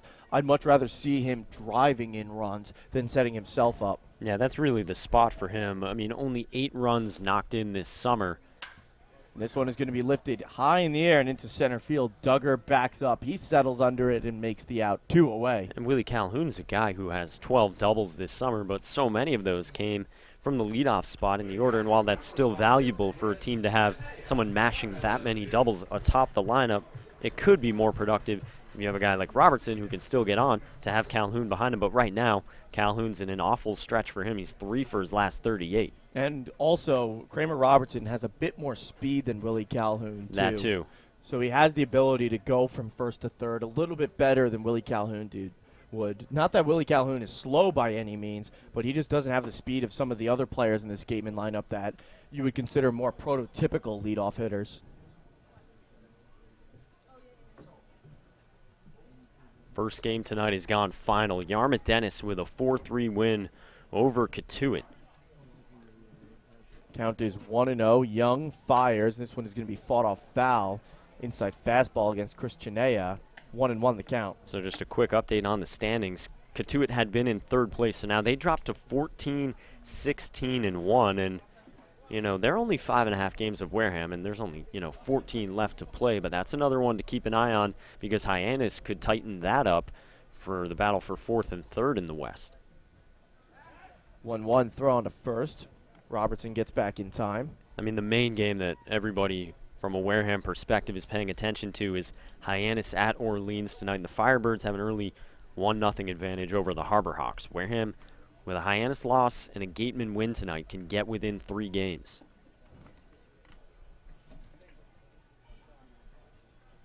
Robertson leads at first. He takes off the pitch. It's outside for a ball to throw to second. Not in time. Kramer Robertson swipes second base. Well, a good bid by Audie Afner behind home plate, but Robertson just got there in the nick of time, and he's a guy who has struggled a little bit on the base paths. He's 2 of 7 stealing bases entering tonight. Picks up steal number 3. A lot of those, though, have been pickoffs, but we saw him get gunned out yesterday in the first inning. And Mike, we're in the bottom of the 3rd inning right now, and already we've seen 3 Gatemen players attempt to steal second on the evening so far. Now runner on second with 2 outs. The 2-1, curveball outside for ball 3. Yeah, that's really one of the stories right now, Sean, and we highlighted it yesterday, and we talked about it after the game. Okay, that's something we've got to talk to Cooper Ferris about this and see, okay, is this something, you know, some of the players were just doing on their own, because it wasn't all stealing opportunities, some of them just trying to stretch bases to second or go to third, but right now that's the plan from Cooper Ferris. The 3-1 is ripped right into Hale. He scoops throws on the first in time, so the Gatemen leave a runner stranded on second and can't put any more runs up on the board, but they find themselves up 1-0 here through 3 full innings against the Commodores. We're going to take a quick break and be right back after this here on the Cape Cod Baseball Network and Wareham Community Television.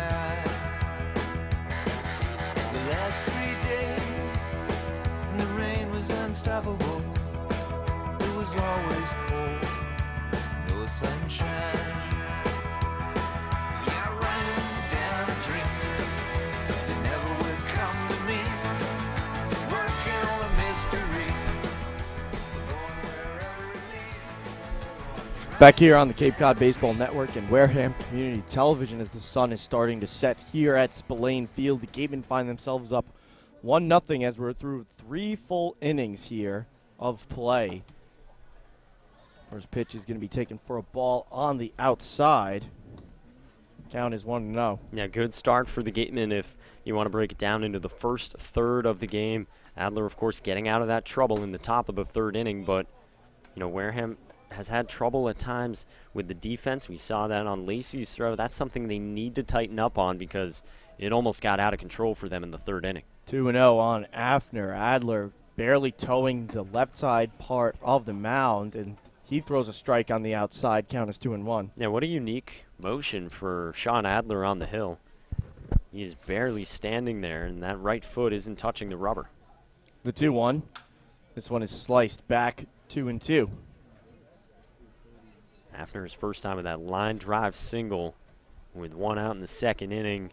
Commodores, though, stranded a runner there. They've stranded 4 after leaving them loaded in the 3rd. The 2-2 pitch inside, taken for a ball. 3-2 the count.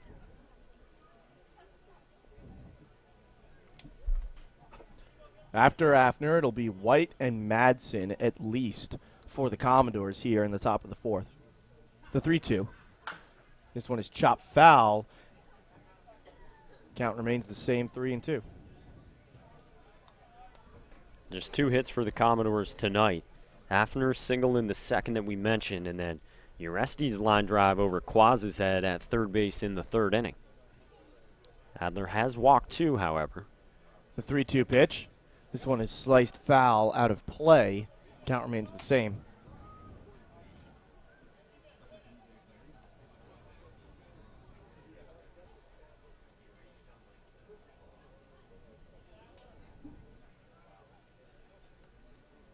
The pitch.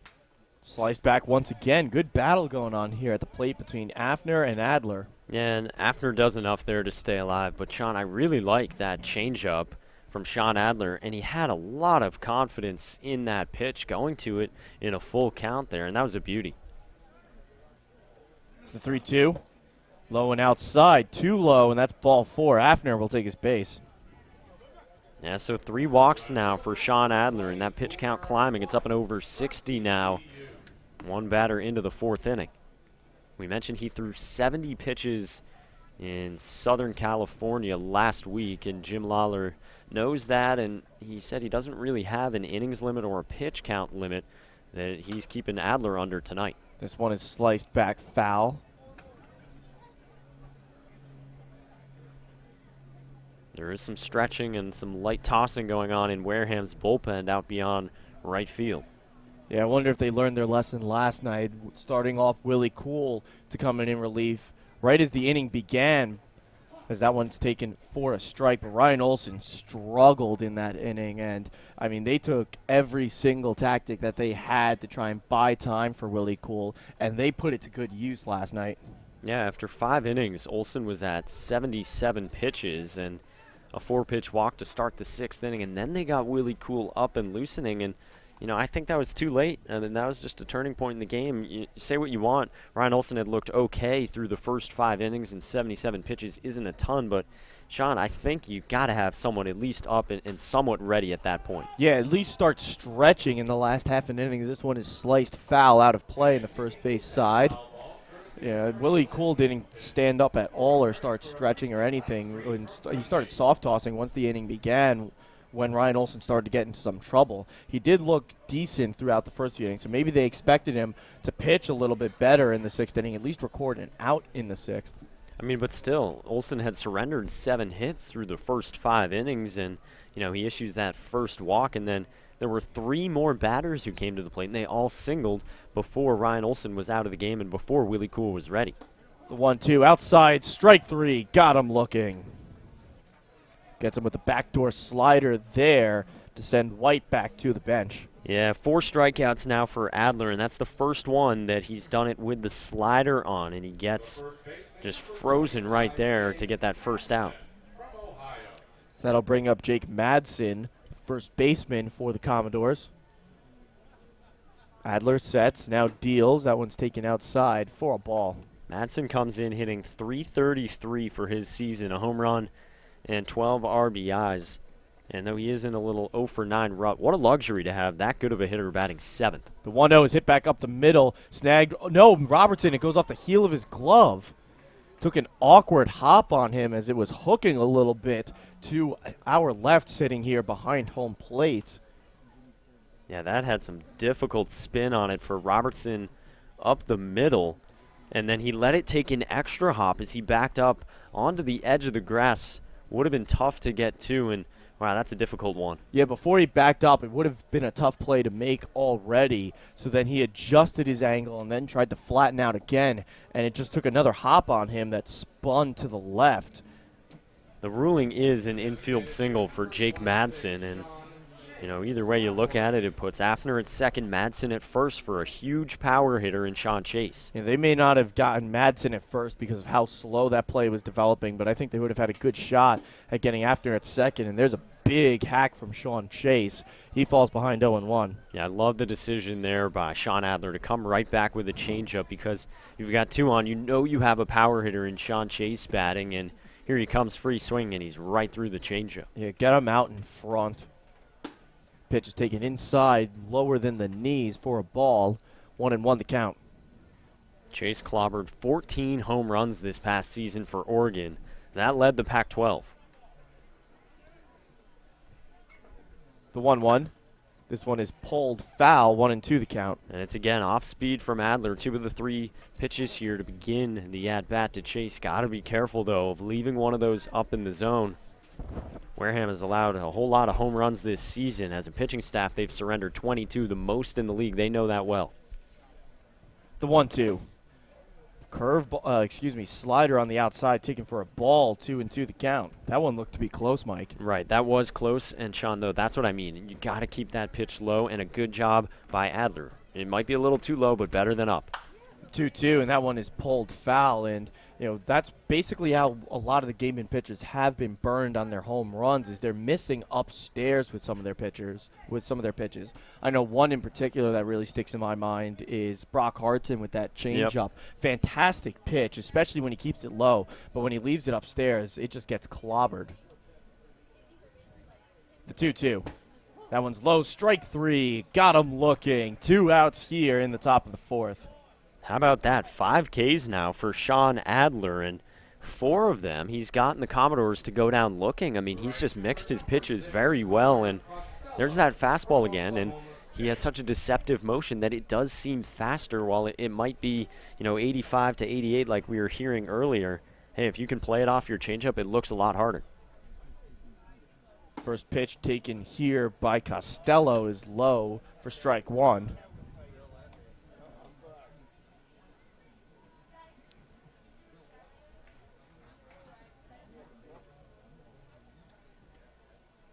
The 0-1. This one is pulled, and that one is foul. Count is now 0-2. Adler is going to look to strike out the side here. Great job getting ahead, and though that pitch count might be high, he's up near 80 pitches now. It's still just a very good job by Adler to keep battling and get ahead here on Costello. You want to take care of the number 9 man. The 0-2. Low for a ball, 1-2. I mean, Sean, you just don't want to turn this back over to your Resty at the top, who's been hot. And then after that, you get Duggar, Newman, and Hale, and we saw what could happen there in the 3rd inning where the Commodores threatened with them loaded. 1-2, changeup outside, taken for ball 2. And Adler is over 70 pitches now, so you got to wonder how much further they're going to let him pitch in this outing. The 2-2. Outside for a ball, 3-2. The count is full, and with runners on first and second, they're going to get a head start here. Yeah, that right there is pitch number 81 for Sean Adler, and again, another full count. Falmouth has worked him deep all night. The 3-2. Slice straight back foul. Count remains the same. I mean, you look at one of the most noticeable full counts was in the 3rd inning when Kevin Newman had that loaded up count, but he struck out looking. That was the 2nd out of the inning. Afner had a full count to begin this inning, and he walked, and now he's at 2nd, so it's gone both ways here in the early going.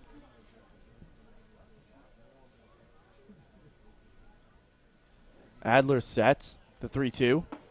That one is going to be low for ball 4, and now the bases are loaded once again in back-to-back innings for the Commodores. And now comes Jim Lawler now. He's going to have a chat. I'm not sure if he's going to call for a new pitcher. John Borman is making his way down to the bullpen now for the Gatemen. And there has been activity out in the bullpen for the past 10 minutes or so. Not sure, though, if someone's ready to come on for Adler, but, hey, I mean, that's 4 walks for the left-hander from USC.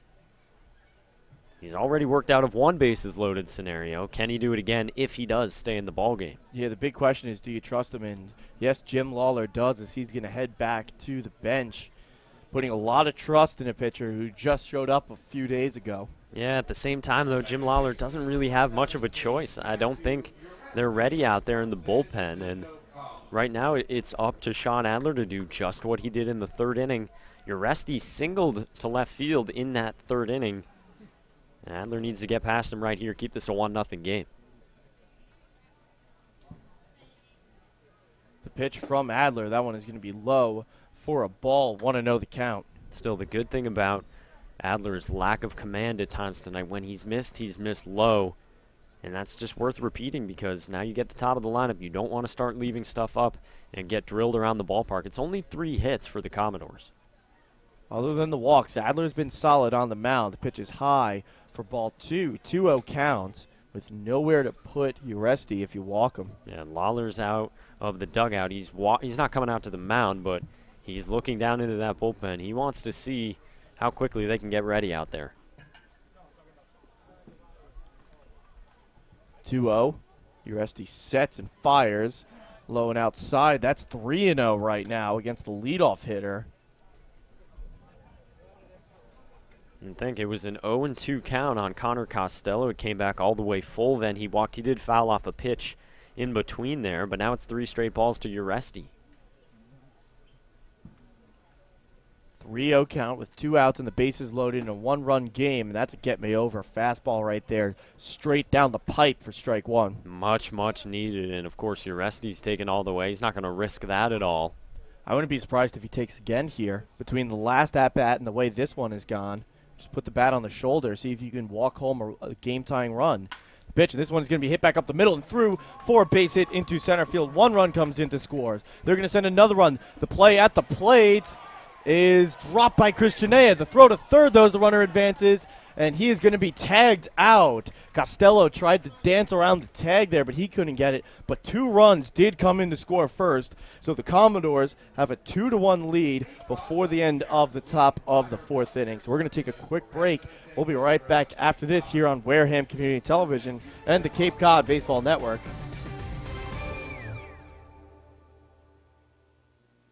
We encourage you to reach out to our broadcast team at any time throughout the summer.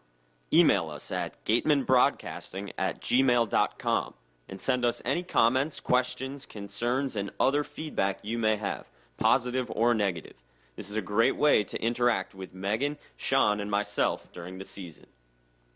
1, 2, 3. Turn it up.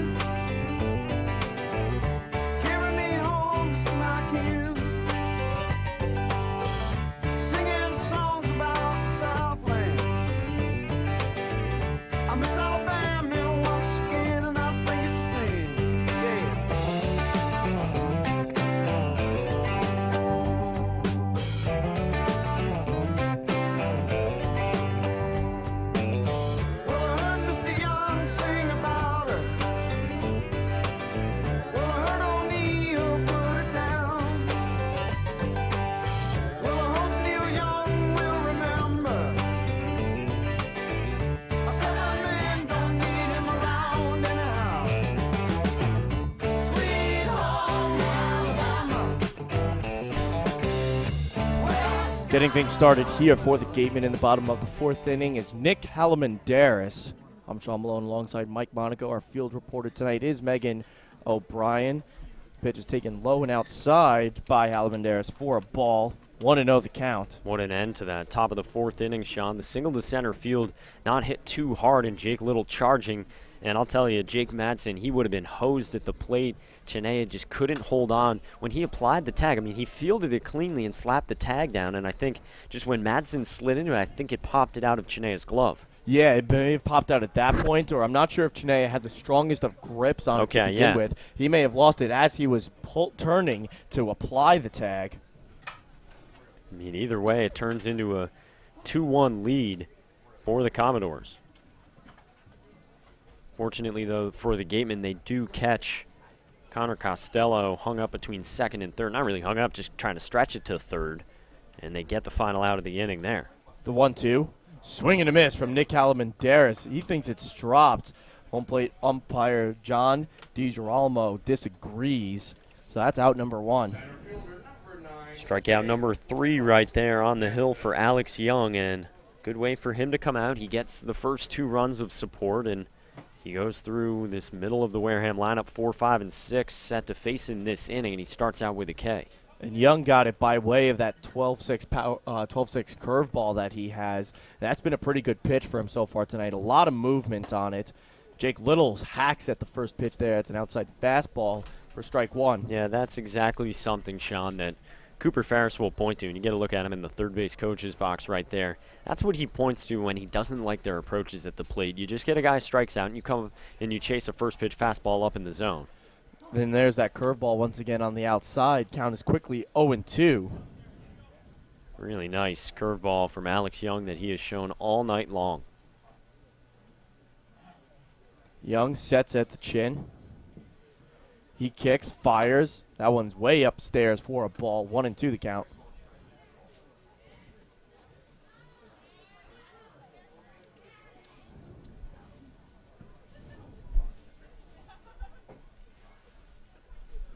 One ball, two strikes, one away. The pitch. This one is going to be chopped foul, first base side. We talked last inning, Sean, about Adler's pitch count being so high. He finished the fourth inning with 88 pitches. Meanwhile, you've got Young throwing right now, and he's barely at 45. Just that over-aggressive Gatemen lineup again. And they have 4 hits. That's as many as Falmouth has. They don't have the walk numbers. The 1-2. And this one is going to be hit slowly to the shortstop. Newman picks it up. He throws on the first in time, 2 away.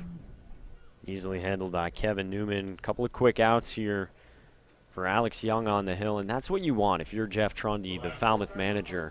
After an inning in which you get 2 runs, you stretch Sean Adler to the limits. Come back, quick inning, get the momentum right back, and hopefully you get those bats going again in the 5th inning. Yeah, and he's done a good job. And it all started off in the beginning of this game with the first 2 outs coming on the first 2 pitches.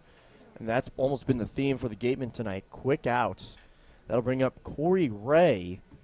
First pitch to Corey Ray in this at-bat is going to hit the strike zone for strike 1. It's that 10-5 curveball that Alex Young has on the hill, and he starts out Corey Ray with it. He's throwing it for strikes, and that's what's allowed him really to be successful. He sets at the chin. Young fires, and this one is on the outside. It's hit to the opposite field. That's going to drop into left field for a base hit. Corey Ray is now 1 for 2 in this evening's game. 2 hits yesterday and a bloop single today, and it doesn't look like a ball crushed, and it wasn't, of course, by any means, but that's still a good piece of hitting, and that's what Corey Ray is right now, and he's a guy who can go the other way with stuff. And we talked to Cooper Ferris about his development yesterday after the game, and he said, he went up to Corey Ray and he said to him, "What are you? Who are you as a player? And are you a guy who can do everything? I mean, you have a lot of tools, but let's see what you got and start putting it together, start being a complete hitter," and we see it right there going to the opposite field. That one is thrown back to first to check on Corey Ray. And you're right, he's a very big pro prospect in many scouts' eyes. They really love that he can do a little bit of everything, but you want to see him start excelling in some of those pieces as well. You don't want to be a jack of all trades, master of none.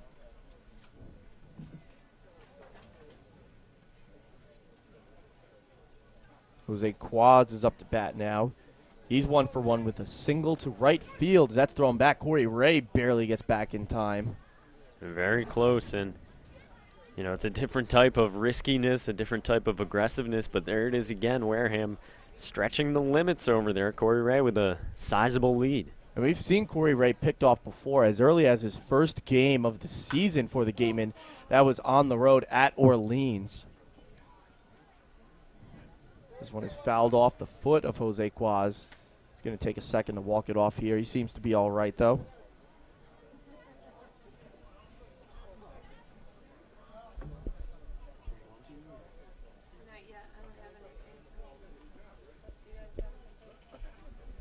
I thought that's why you were standing. 0-1 the count on Jose Quaz. Check down throw at first once again. Young really trying to keep an eye on Corey Ray. Yeah, I think that's pretty important for Young to do. It might seem a little unnecessary here with 2 outs, but it hurt them earlier in the second inning when Little ran around the bases. The 0-1. This one is sliced foul territory out of play, first base side. It's one of those little things, Sean, where from a fan's perspective, it might seem pretty annoying.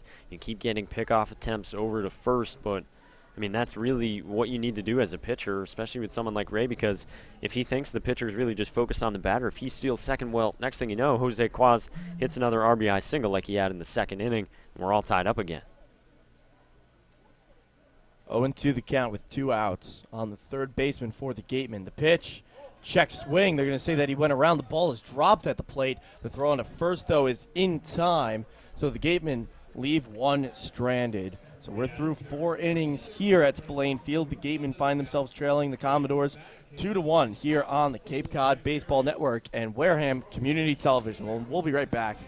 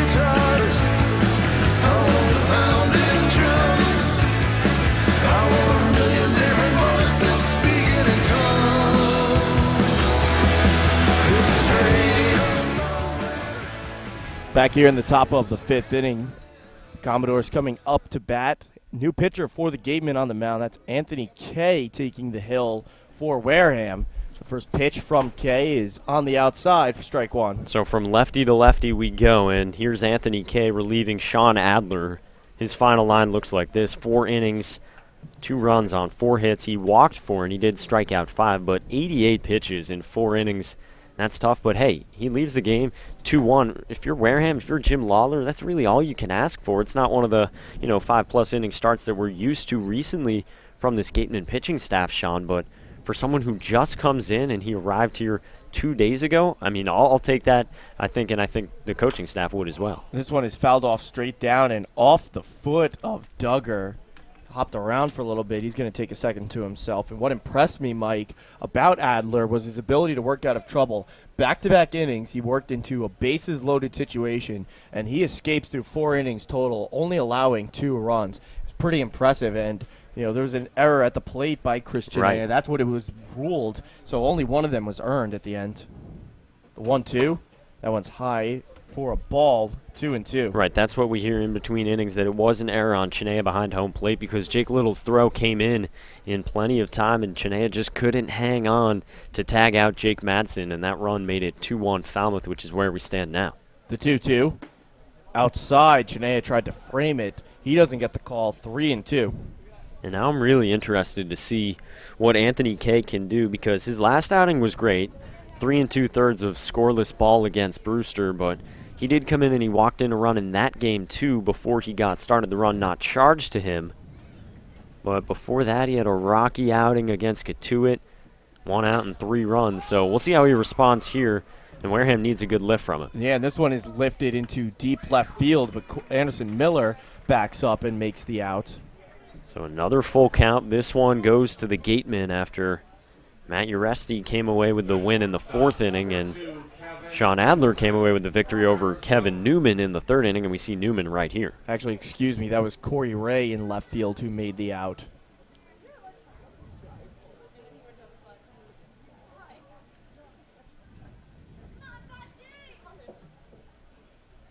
Anthony Kay deals. That one is taken low for a ball.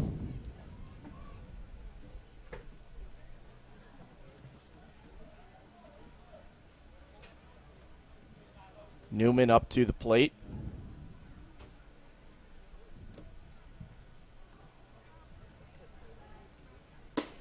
The 1-0 pitch, low and outside for strike one. 1-1 the count now.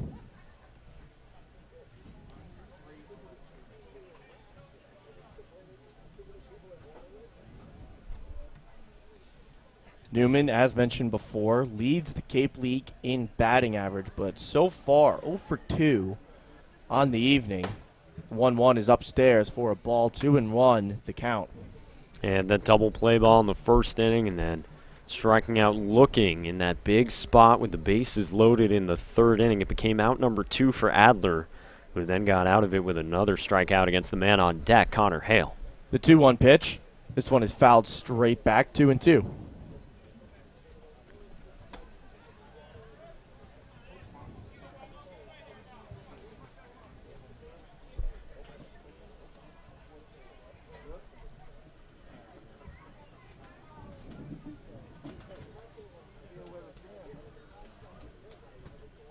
Connor Hale on deck, awaiting his turn. The 2-2 pitch, inside at the knees for a ball, 3-2. No, another full count, and Sean, Wareham just really can't continue this as a pitching staff. I mean, it's not sustainable. Adler throwing 88 pitches in 4 innings, and now Anthony Kay comes on. He goes full counts on the first 2 guys he faces. I mean, yes, these are difficult hitters to go against, Duggar and Newman, but got to be crisper. The 3-2, and that one is low for ball 4, so Newman is going to work a walk here. And so that's the 5th pitch from Wareham's 2 pitchers tonight. The first one for Anthony Kay, and you know, we talk about it, that those will come back to haunt you. I mean, trouble was escaped in the 3rd inning, and yeah, it could have been more than 2 runs in the 4th inning as well, but the way the Wareham offense has been going of late, you really can't give a team extra base runners like that. And at what point does the Gatemen pitching staff go from carrying to bailing out a team where they have a shutout game? This one is lifted and dropping into center field. One hops to Jake Little. Trying for 2 is Newman. That one is not going to be in time. The throw was off anyway as Quaz had to trap it about 10 feet inside the grass. Well, there you go. It's a walk and then a single, and you know, instead of just a guy at first after the single, it's runners at the corners with just 1 out. The double play, though, still is in order, and Audie Afner, the batter.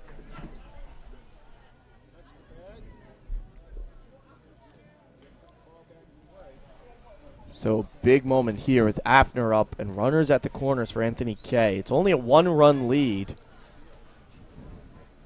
as Christian A is getting the signals from the bench as to how to align the infield.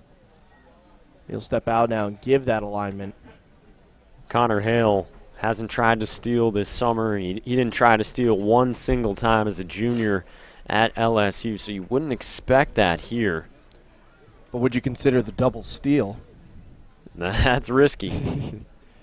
It is only a 1-run game right now. Check throw at first. Back in plenty of time is Hale. That's what you got to do if you're Anthony Kay. Even if you don't think Connor Hale's going, just do what you can to keep him close, because who knows, if he does go, you want to give Chinea enough time to get him, or if he's not going but just trying to lengthen that lead a little bit, you want to maintain the double play possibility on a slow roller. This one is lifted into the air. Foul territory, first base side. Too far foul, though, as that one's out of play. You know, here it is. We're seeing it a little bit again, Sean. I mean, Wareham scores first in this game. They get through 3 innings leading 1-0, but they're hitting a wall right now in these middle innings, as Falmouth was able to get the 2 across in the 4th inning, and now for the 3rd straight inning, they're really threatening at the plate. 0-1 is the count. Kay sets, stares down at first. Now he's going to step off the mound as Newman took a huge lead there at 3rd. Anthony Kay for his summer, 11 appearances and a 3.04 ERA in 23 2/3 innings pitched. The 0-1, and this one's going to be hit on the ground. It's scooped up by Lacey at short. On to second for 1. On to first. Not in time. Came in close to the double play there, but could not quite get it as Afner was able to dig it out in time. So one run does come around and score, and it's now a 3-1 Commodores lead. So they missed the double play. Credit Audie Afner for legging that one out. That's just a tough play to turn 2 on, Sean, because you got Lacey going to his right in the hole, and he has to throw, not flip it to Robertson, who was kind of off balance as he fielded the throw, so he had to rear back and then launch it onto first, and by that time, the windup took too long and Afner got there. Pitch is taken on the outside for a strike by Boomer White.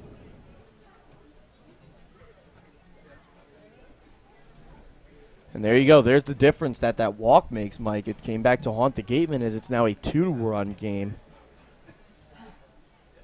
A 1 is high and outside for a ball. Yeah, and that's been a problem for Anthony Kay. It's his 12th walk of the summer in now about 24 innings, so he's averaging 1 every 2 innings. He's got the power and the velocity. It's just the control that's really missing for him. 1-1 the count. Kay fires. Swing and a miss. Big hack there from Boomer White. He falls behind 1-2. But a pretty good response. I mean, you get ahead 1-2 after you got the ground ball you wanted from Audie Afner. The positioning was just a little bit off. It made Lacey go a bit farther, but still, good job by Kay from bouncing back after the walk.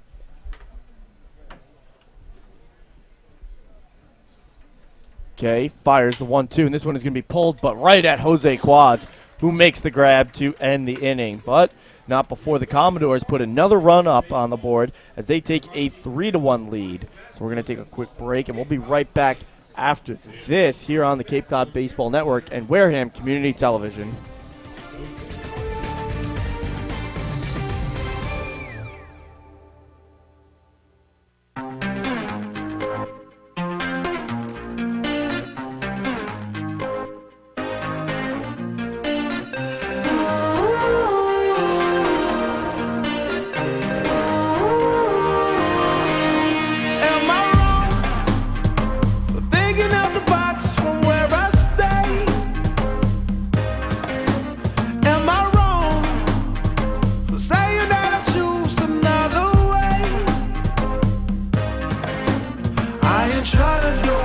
everybody else doing, just cause everybody doing what they all do.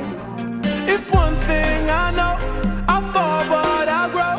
I'm walking down this road of mine, this road that I go home. So am I wrong for thinking that we could be something for real? Now am I wrong for trying to reach the things that I can't see? But that's just how I feel. That's just how I feel. That's just how I feel. Trying to reach the things that I can't see. Am I tripping for having a vision? My prediction, I'ma be on top of the world. Walk, don't look back.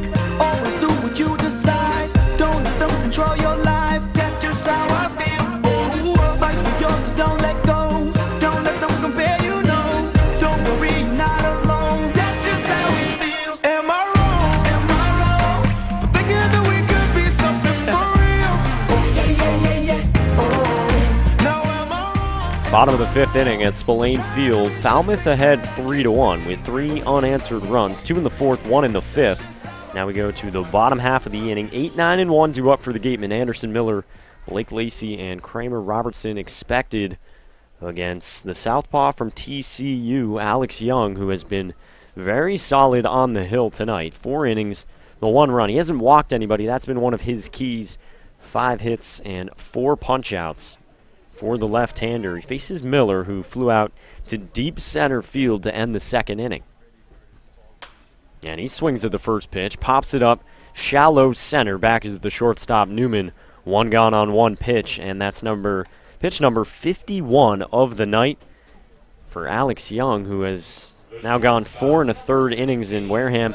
Just continues to be increasingly aggressive at the plate, Sean. Yeah, and again, he's just been I was saying during the break, I mean, they got to do something this inning. Either get some offense going or up the pitch count of Alex Young, because at this rate, he could throw most, if not the entire game. Blake Lacey trying to bunt his way out of the slump, but he's out at first, so now 2 pitches, 2 outs, and 52 pitches now for Alex Young. And this is just like back in the first inning where, again, 2 pitches ended with 2 outs. And now we're seeing Kramer Robertson come up to bat, and he's been pretty aggressive so far in tonight's game. Yeah, Robertson was one of those guys in the first inning. He swung at the first pitch and popped out to the second baseman, Matt Uresti. Wareham does have 5 hits tonight, but in only 1 inning have they put together multiple hits. That was in the second inning when they scored the run. Jake Little led off with an infield single. 2 batters later, Jose Quaz drove him in with a base knock to the right center field gap. Robertson up there, and kind of has to take strike 1 at that point to not draw the ire of Cooper Ferris. Yeah, like we said back in the first inning when stepping up to the plate was Chris Chinea. Yeah, you got to take the first pitch strike. Young into the windup, and he misses outside. Alex Young just continues to impress on the hill. He came in with his first 2 starts, totaling 12 innings. 1 was 7, 1 was 5 innings.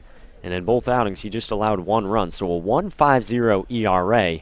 Entering today's action, and another good one, and he gets Robertson to pop up shallow center. Steven Duggar comes on, and it's a 5-pitch 5th inning for Alex Young on the hill. 55 pitches through 5 innings, and after 5 full at Spillane Field, it's Falmouth leading Wareham 3-1 on the Cape Cod Baseball Network and WCTV. Let's check in with Megan O'Brien.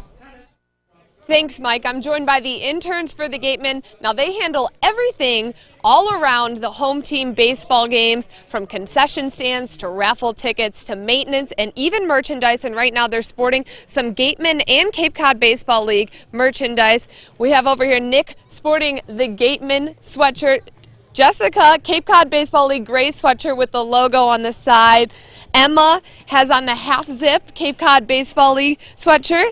And Carla has the hockey Cape Cod Baseball League sweatshirt. Now you guys can find all of our merchandise over by the concession stand here at Spillane Field. Back to you, Mike.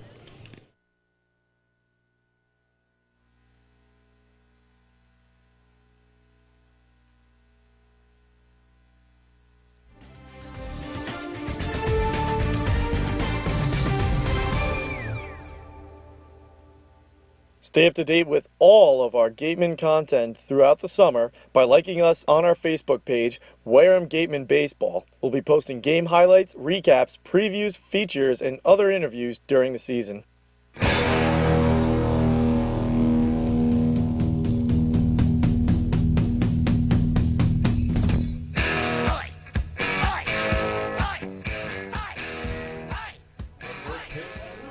Back here on the Cape Cod Baseball Network, top of the 6th. Commodores coming up to bat, and they'll be led off by Jake Madsen. 7, 8, 9 in the order for the Commodores here. Anthony Kay remains on the mound for the Gatemen. And he kicks and fires. Curveball is in there for a strike. Anthony Kay needed 19 pitches to get through that 5th inning, and he faced 5 batters, and just let that stand in contrast to what Alex Young has done on the hill. 55 pitches in 5 innings on the rubber. The 0-1, and this one's going to be pulled, and it is knocked down by Halmandaris to throw into first in time as Anthony Kay makes the tough grab as he had to get low to snag that one. Sean, nothing comes easy for this Wareham defense. I mean, Halmandaris, to his credit, he did have to go pretty far to his right, but, you know, he stumbles down. He does knock it down. It got away from him just by a little bit. But then that low throw, and Kay is over there trying to find the base, and he does get his foot back. I mean, he looks like a hockey goalie out there making a save. Yeah, and, you know, what was so tough about it is this stone dust. I've mentioned it in the past before. It's so unpredictable with the type of bounces it's going to take against you. So you really got to be super careful when playing it. And now Cameron O'Brien is going to come in to pinch hit here for Sean Chase. Yeah, Chase had been 0 for 2. He reached on the throwing error by Blake Lacey in the 3rd and then struck out looking for out number 2 in the 4th. First pitch is going to be a ball. Yeah, Case sails that one over the head of O'Brien. And O'Brien didn't even really try to duck. I mean, that one was just not even close from the time it left his hand. O'Brien hasn't even woken up yet. The 1-0. This one is going to be lifted high into the air. Jose Quaz calling off Blake Lacey. He makes the out. 2 away. That's classic Jose Quaz at third base. And Blake Lacey was encroaching on his territory there, and Jose Quaz just screams, no, no, me, me, me. And he does that as he has the past couple of weeks, just taking charge, and he's one of the best fielding infielders on this Wareham team. And here we see Kay get a couple of quick outs of his own, and that's important, Sean, because even though the Gatemen bats have been made quick work of by Alex Young, you want to get them back up there quickly and facing him again to cut into this 2-run deficit. First pitch is taken low and outside for a strike by Connor Costello. And back to Jose Quaz. He really is probably the most vocal infielder too when it comes to, or any player in general on the game when it comes to calling off other players to make sure he gets the plays. That's taken for strike 2, the 0-2 count. I mean, the other day he was calling so loud it sounded like he was trying to call us off so we don't try and make a play. I mean, he's the only one that we consistently hear calling for balls anywhere on this Wareham field. And we're not talking about hearing with the crowd mic. We're talking hearing with our own ears through Right. the headphones that we're wearing. The 0-2 check swing. Did he go? No, says Stephen Williams, the first base umpire. 1-2 the count. Close pitch there, and I like Anthony Kay coming out, attacking the zone. Get ahead 0-2. Throw a fastball low and away, and see if you can get Connor Costello to go after it. Kay getting the signals from Chris Janea behind the plate, and time is called now by Connor Costello. Matt Uriste, the second baseman and leadoff hitter for the Commodores, awaiting his turn on deck, hoping to get a chance to bat here in the top of the 6th. The 1-2. This one is fouled straight back. 1-2 again.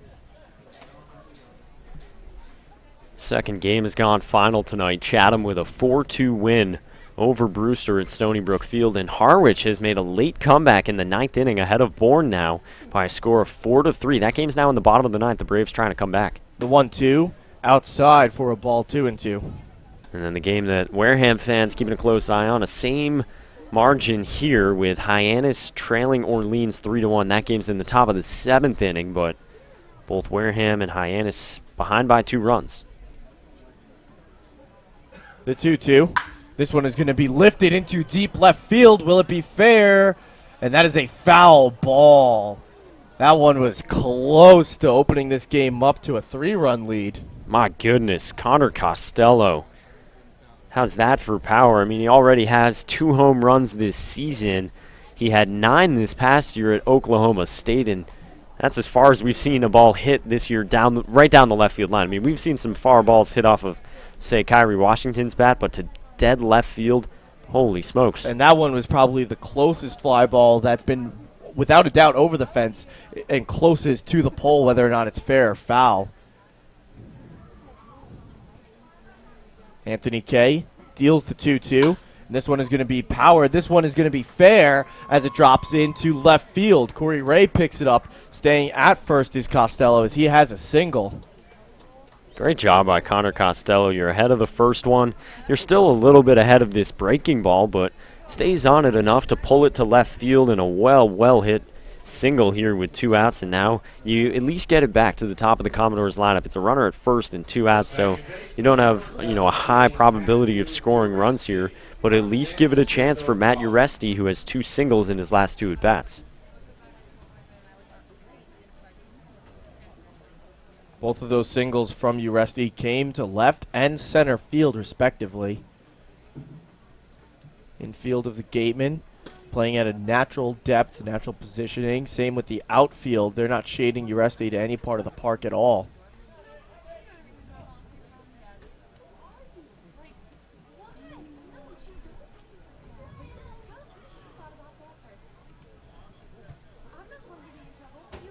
Chinea giving the signals. Anthony Kay sets, stares down Costello at first. The pitch. This one is sliced straight back foul. 0-1 the count. Good job by Kay to start out with something in the zone. You get Uresti a little bit late on that, and he fouls it off. Big inning here for Wareham. I mean, You like to think that they'll come out of this without allowing a run if you're Jim Lawler, if you're Cooper Ferris, but still you want it to be a little bit quicker because you do have Calhoun, Chinea, and Halamaderis, 2, 3, and 4 due up in the last of this inning, and you want to get to them quickly and see what they can get going against Alex Young.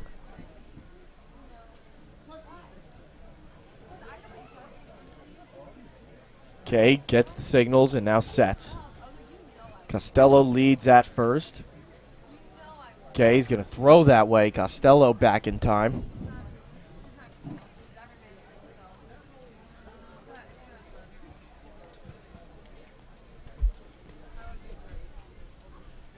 Owen won the count here on the leadoff Uresti. Duggar sitting on deck, taking some warm-up swings.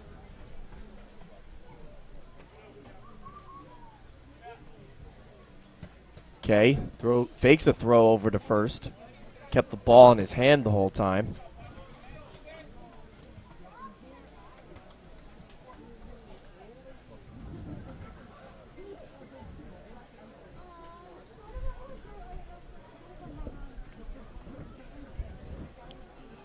The 0-1.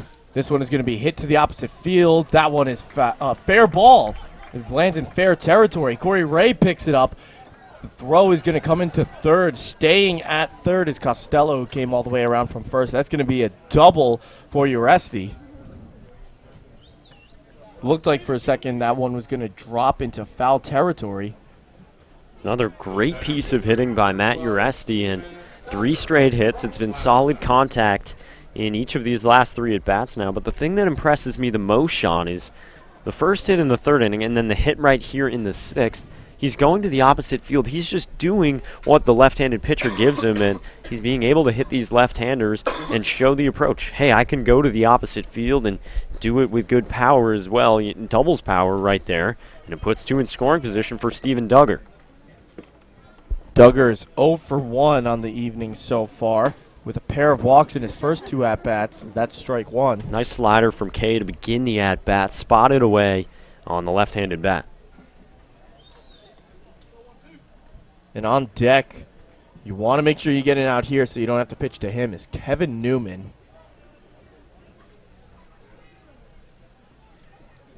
The 0-1. That one's low and outside. Snagged by Chris Chinea. 1-1 the count. 5 walks for Wareham pitching tonight as a staff, and it's really been maybe the major difference in this game, Sean, because hey, 6 hits for the Commodores, or rather 7 now after Uresti's double, but 5 for the Gatemen. The difference is that Alex Young hasn't walked anybody. He's worked quickly. And he's got a lot of efficient outs as well. The 1-1 upstairs, 2-1. Costello's on third. Uresti's on second. Nobody on first with 2 outs here in the top of the 6th. The Commodores up 3-1.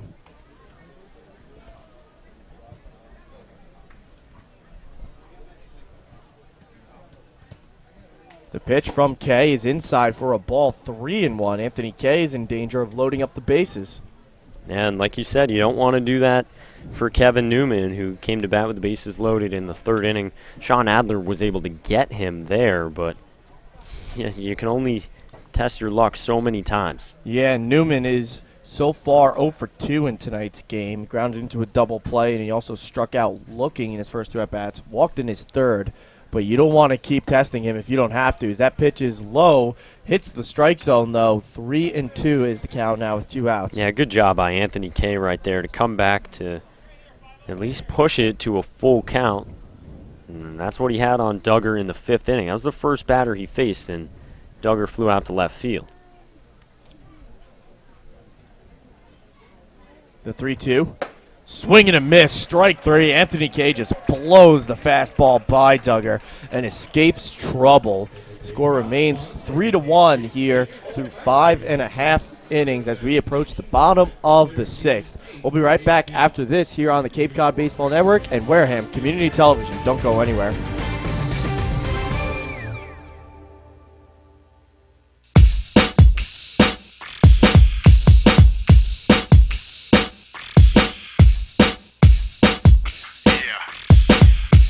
to me it seems you've lost your steam, it seems you've lost it, demons haunt your thinking, freedom gone and all exhausted, dreaming dreams of fortune, all your deeds are all impromptu, not in sync with laws and warnings never heeded, while you blot them, marching for them, choosing what to keep and leave consistently, you're falling, all or nothing, please I'll tweak it out, I think I'm onto something, now you're beat to pieces, and the parts are busted, all your greatest thinking got you sinking in the rotten gutter, now it's nothing left but everything to gain, no options, so you walk the narrow steps to the domains that have been calling, soldier, all of the resistance kept you out from what is within, if you follow it, it rises from inside you, up and over, all in. Spend half my life on a search for nothing. I came up with something, it's all again. I found myself by the river and jumped in. It's all or nothing, gotta be all in. Be all in, gotta be all in. Be all in, yeah, it's all or nothing. Be all in, gotta be all in. Be all in, yeah, it's all or nothing. To make me feel right, give me wealth and real life, and then mix it together like popcorn and butter. Back here on the Cape Cod Baseball Network and Wareham Community Television, Willie Calhoun leads things off for the Gatemen. Looking to get their offense going here. Huge strikeout from Anthony Kay, and he sent it back to 2-3-4. That one is going to be skipped in the dirt to the plate. 1-0 the count. Sean, I think what it comes down to for me so far through the first 5.5 innings of this game is, well, okay, the pitching hasn't been perfect. It's allowed 3 runs. It's walked 5, but 3-1. I mean, the offense should be able to get that many runs. That one's inside, and it clips Willie Calhoun, so he's going to make his way to first. Well, that's how it starts. Here in the bottom of the 6th inning, it's a base runner any way you take it. For a guy like Young, who's just been really rolling along these past couple of innings since allowing the run in the second. Well, the second pitch gets away from him, and now Christian A will bat with 1 on. And keep in mind, Mike, some sloppy fielding really assisted that run being scored. There was the misplay at second base with the shortstop Newman, who dropped it. Then there was the wild pitch that allowed Jake Little to advance then to third. Oh, yeah, I mean, they really got helped out there, and Calhoun not with great speed. You wouldn't expect the same, but a base runner nonetheless.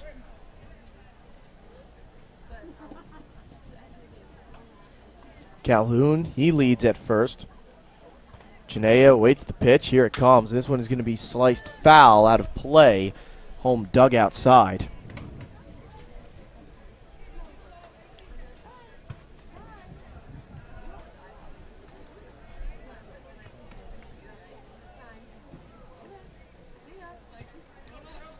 Oh, and 1 the count on the catcher from LSU.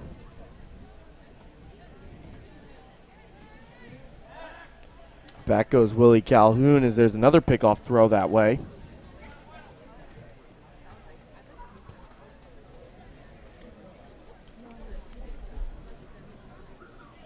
Young with pitch number 60 coming up here on the evening.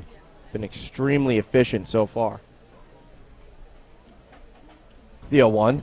That's outside for a ball. 1-1 the count. Maybe we're seeing his command get away from him a little bit right now, Sean, because no walks through the first 5 innings, but then he hits Willie Calhoun and missing wildly there to Chinea, not getting on top of the breaking ball, which was maybe, I'd say it was probably his best pitch through the first 5.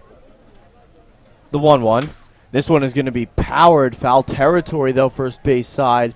That one's out of play. No one can get to it. So now the count is 1-2.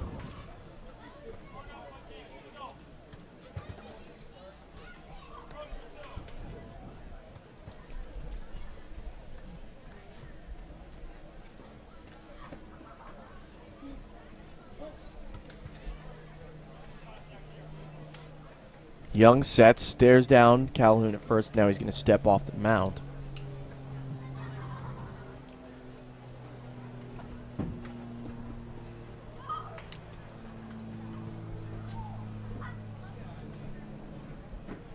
The 1-2. This one is going to be through for a base hit into left field. White's going to pick it up. It's a single for Chris Chinea. That's really the epitome of muscling a ball through to the outfield, Sean. I mean, Cheney gets the breaking ball there from Young. Inside, he gets jammed by the pitch and hits it off the handle, but still powers it through on the left side, and 2 base runners to start the inning. I mean, if you're Wareham, this is a golden opportunity. This is what you expect, and you got to capitalize on it. So nice piece of hitting there from Chris Cheney as he advances to first, and Calhoun is now sitting on second. That's going to bring up Nick Halamandaris to the plate. We're getting a nice visit right now in the press box from Drew Harrington, the left-handed star. Well, he's not quite in the press box. He's right next to the press box on the deck, hanging his head over so he can talk to us. Kyle Cody as well, working the 50-50 raffle. 1-0 taken there. That's quite the tag team on the 50-50 raffle. Oh, yeah. Especially if you're going to buy arm's length, you got to buy it from Kyle Cody. Sorry, Drew. 1-0 count with 2 on and nobody out for the first baseman. And Halamandaris squares the bunt. This one is going to go straight back into the fence. 1-1 now, the counts. Yeah, he squared on the first pitch, too, and you might think, whoa, why are you doing that? Nobody out, and you've got your cleanup man up, but that's the way things have gone for this Wareham offense recently, Sean. 17 runs in 9 games entering tonight. Just 1 so far through 5 innings against Alex Young. I mean, I think that's kind of a no-brainer because you have Jake Little and Corey Ray coming up next. Guys who each have a hit today. Especially in a 2-run game. If you can advance both these guys into scoring position, Halamandaris pulls back in the bunt, and that one's taken for strike 2. Very frustrated Cooper Ferris. He just flips his hands and walks around behind third base, kicks some dirt around. He's not happy at all. And, I mean, hey, you got to be able to put a bunt down. And 3 pitches, 3 opportunities for Nick Halamandaris, and a missed bid right there. I mean, tough to do on a fastball away like that, but that's one you kick yourself about. Let's see if he can make up for it here and muscle out a hit. That pitch taken low for a ball, 2-2. Yeah, good job of laying off that breaking ball because he might come back a little bit aggressive there. Frustrated with himself, too, but able to hold off on that pitch from Young going straight through the bottom of the zone. 2-2 the count. Cheney on first, Calhoun on second. The pitch. That one is foul tipped. It is not caught by Afner. So Halamandaris barely stays alive. Yeah, ever so slightly. Afner just couldn't squeeze that. And the Oral Roberts catcher, he had his mitt right by the dirt. And it keeps Halamandaris alive. Young going to ask for a new ball here, and he receives it.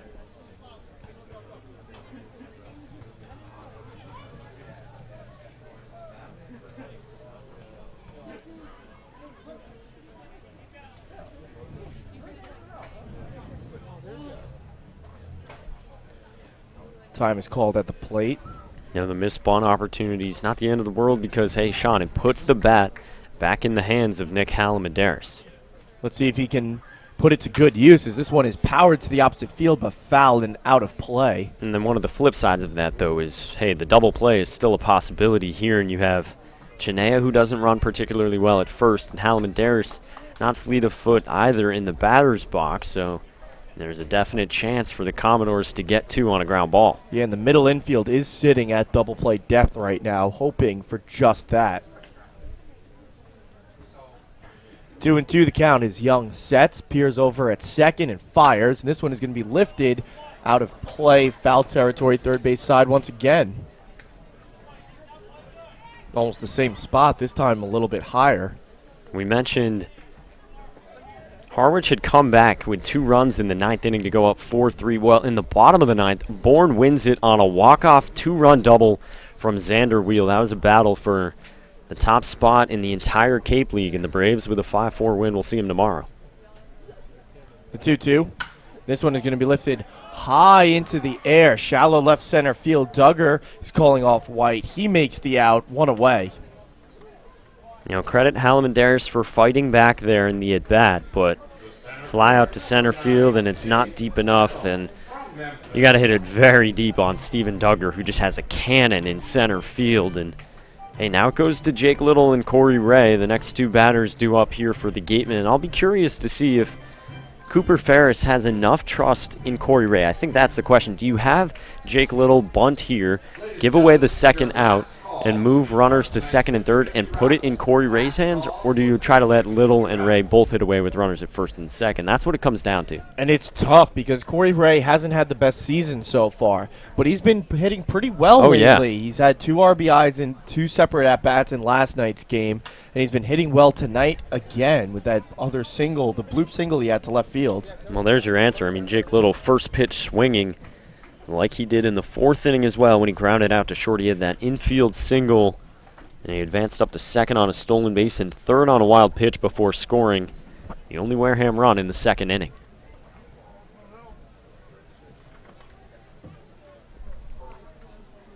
Oh, and 1 the count.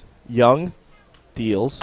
That one's outside, completely missed with that breaking ball. 1-1 the count. Yeah, Young struggling with the command here after a 5-pitch 5th inning. He's already at 70 total, so 15 for this inning. Janea on first, Calhoun on second. The pitch, and this one is going to be lifted into deep left center field. Duggar's on his horse backing up. He makes the grab. Calhoun is going to tag and head to third. The throw is going to come into second. Janea wasn't going anywhere, so Calhoun does advance. Janea does not, but now there's 2 outs. Jake Little crushed that ball into the left center field gap, and it's just really deep here at Spillane Field. 412 to dead center, and not much shorter than that to the left center field gap where Little crushed that ball, and Duggar with great speed, and he can get to that. But deep enough at least to get Calhoun over to third, and now Corey Ray will try to punch a run in. He had those 2 RBIs yesterday. And let's see what Corey Ray can do. He's been heating up a little bit of late. This is a big moment here. And then he hits this one onto the ground, scooped by Madsen, who steps on the bag and ends the 6th inning. So we're going to take a quick break. We'll be right back after this, however. Don't go anywhere, folks. The score is 3-1 Commodores here on the Cape Cod Baseball Network and Wareham Community Television.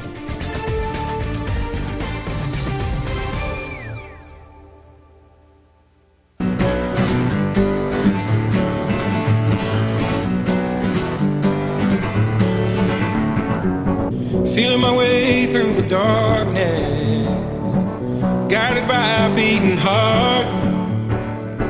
I can't tell where the journey will end, but I know where to start. They tell me I'm too young to understand. They say I'm caught up in a dream. Well, life will pass me by if I don't open up my eyes, so that's fine by me.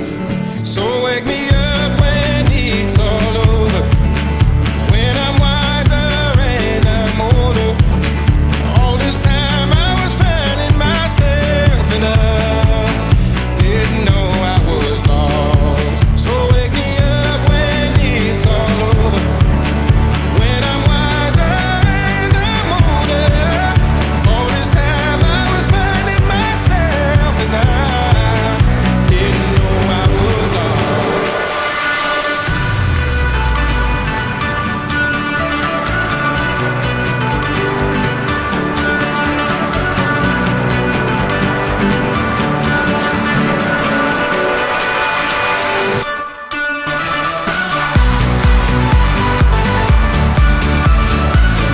Back here on the Cape Cod Baseball Network and WCTV, the Gatemen find themselves trailing 3-1 here as we enter the top of the 7th inning. And leading things off, the most lethal hitter in this Commodore lineup, Kevin Newman, who entered today's game leading the league in batting average. Yeah, still looking for his first hit today. He did walk and scores last time, however. The first pitch to him is going to be low for a ball. 1-0 the count. Sean, more of the same for Wareham in the last of the 6th inning. Missed opportunities. A hit batsman and then a single to start the inning, but Halmendaris couldn't get the bunt down, and if he did, you think Jake Little's fly ball, it scores a run. Pitch is taken low for a strike. 1-1 the count. I mean, otherwise we're looking at a 3-2 game right now. But again, Corey Ray swinging at the first pitch and a ground ball, and hey, that does it. Wareham leaves runners at the corners. Yeah, the Gatemen struggling with even dropping down a sack bunt, one of the most fundamental of all plays. This one is lined right at Nick Alamanderas, who makes the grab, one away.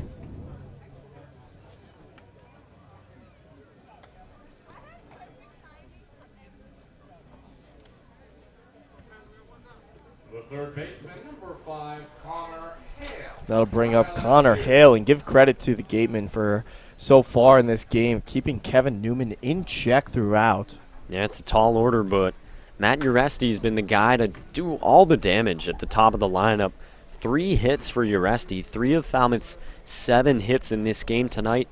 And really, Sean, they've all come in big spots. The single in the 3rd inning with an out there and a runner aboard, and then the RBI single in the 4th, and then the double to put runners at 2nd and 3rd in the 6th inning. In that game when there were 2 outs, I mean, he's just come up and he's delivered in big spots. So, hey, you keep one quiet, but you can't keep this whole Commodores lineup down. The 0-1. This one is going to be lifted into center field and down for a base hit as it one hops to Jake Little. That's a single for Connor Hale. Yeah, just a line drive right up the middle. He's on what Anthony Kay is throwing right back where it came from, and hit number 8 for the Commodores. That'll bring up Afner now, who's been the catcher tonight for the Commodores. An update on the Hyannis score. The Firebirds see their lead trimmed. Now it's just 3-2 in the bottom of the 8th inning with Orleans batting at Eldridge Park. Tight there, tight here at Spillane Field, a 2-run game here on the gateway to Cape Cod. Kay sets, stares down Hale at first, now fires, and this one is sliced straight back out of play, 0-1. And Anthony Kay's done a pretty good job since coming on in relief. Yes, he's given up 4 hits in 2 1/3, which, hey, it's as many as Sean Adler gave up in 4 innings, but you know, he's only walked 1, he's limited the damage, and he worked out of trouble in the 6th. The 0-1. That one's low for a ball, 1-1 the count now. It does just sort of feel, Sean, though, like the Gatemen are just clinging, keeping this a 2-run game. It feels like Falmouth has been on the verge of breaking it open all night long. Yeah, and the Falmouth has certainly been on the attack from beginning to end, as opposed to the Gatemen, who've been struggling for the most part. As this one is grounded to Quaz, on to Kramer Robertson for 1, on to first, stretching his Halamanderas, but the play is not in time. Afner able to dig that one out and prevent the double play once again. Yeah, it's the 2nd time he's done that. He did it in the 5th inning on the ball hit at Blake Lacey in the hole. You know, give the kudos there to Audie Afner, running hard. Wasn't hit too well to Quaz at 3rd, so it took a long time to develop again, and Robertson again with a sort of off-balance throw to 1st. Yeah, that time it was off balance because of Connor Hale. Give credit to him for sliding hard into 2nd and breaking up that double play. The first pitch is going to be high and outside for a ball. 1-0 is the count.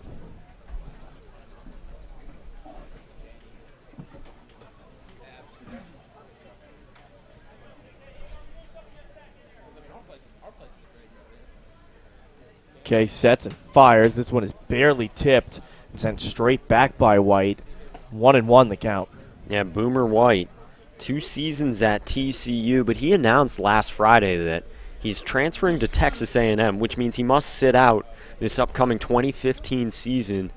An interesting decision by him. He's had 2 great seasons this past year. He was first team All Big 12 for the Horned Frogs. The 1-1.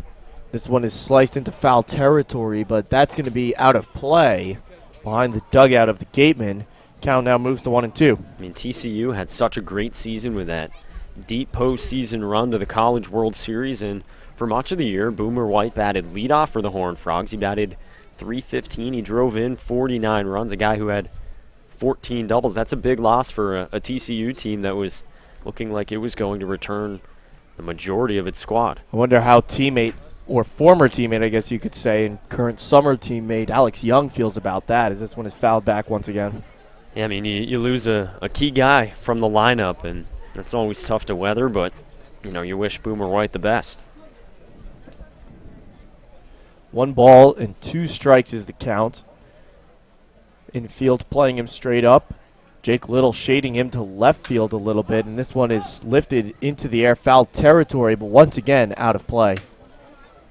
Seems like White has been late on a lot of the pitches from Anthony Kay in this at-bat. It's also contributed to that Anthony Kay has kept pitches high in the zone to White, but still, he's been late on a lot of these offerings. 1 ball and 2 strikes to count. Afner on first with 2 away. The pitch, and this one is going to be barely tipped and foul just out of the reach of Nick Halaman-Daris. Good job by White there just to reach out, handling whatever's coming his way from Anthony Kay and to continue to fight. Count remains 1-2.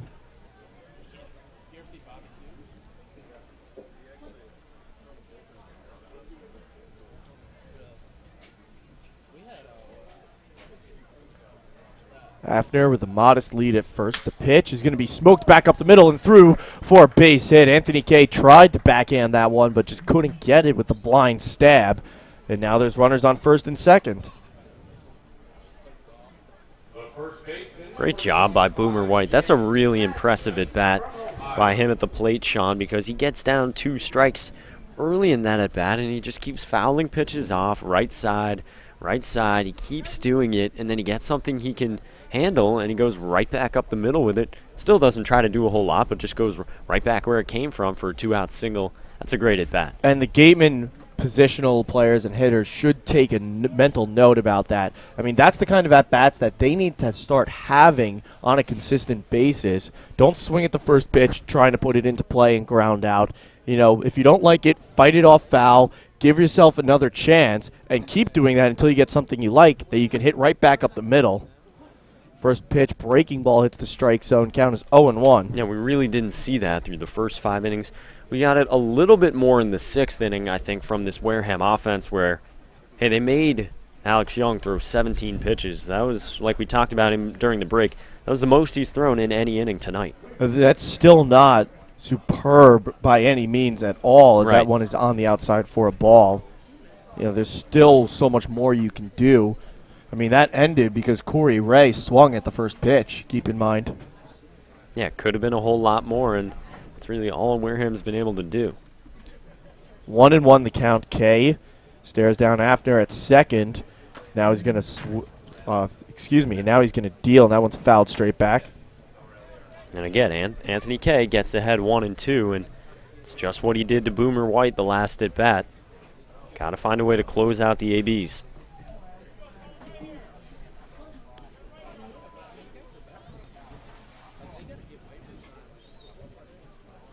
Runners on first and second take their leads. The pitch, and this one is going to be blooped, and it drops into left field. Corey Ray snags it. He throws it back into Jose Quaz. It was softly hit, so 1 base is all the runners go. And once again, the bases are loaded now for the 3rd time this game. Really, really impressed, Sean, in this inning by the Falmouth batters. Just up and down the lineup. I mean, yeah, you can attribute some of the blame to Anthony Kay. If you get ahead 1-2, at some point you just got to close out batters. But still, I mean, these are just great at-bats by the Commodores offensively. Boomer White with a 2-strike single, Jake Madsen with a 2-strike single, and mind you, this is all coming with 2 outs. So that'll bring up Cameron O'Brien, who came in to pinch hit. Last at-bat was his first as he tries to check his swing and fouls that one back. Yeah, that was in the 6th inning, and he popped out to Jose Quaz at third base for the 2nd out there. That was a quick start for Kay in that inning, and then he gave up the single and the double before leaving him at 2nd and 3rd. This one is fouled straight back once again, and the count is quickly 0-2.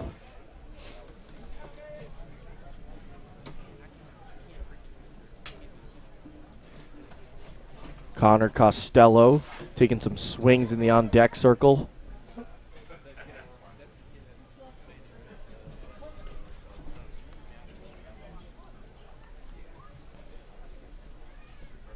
Oh, and 2 the count. Kay sets, fires. This one is going to be lifted, foul out of play, left field side. That's a better job by Kay, though. Again, getting ahead in the count by a lot.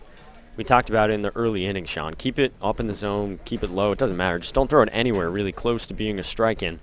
That time he gets O'Brien to chase it. O'Brien barely fought it off.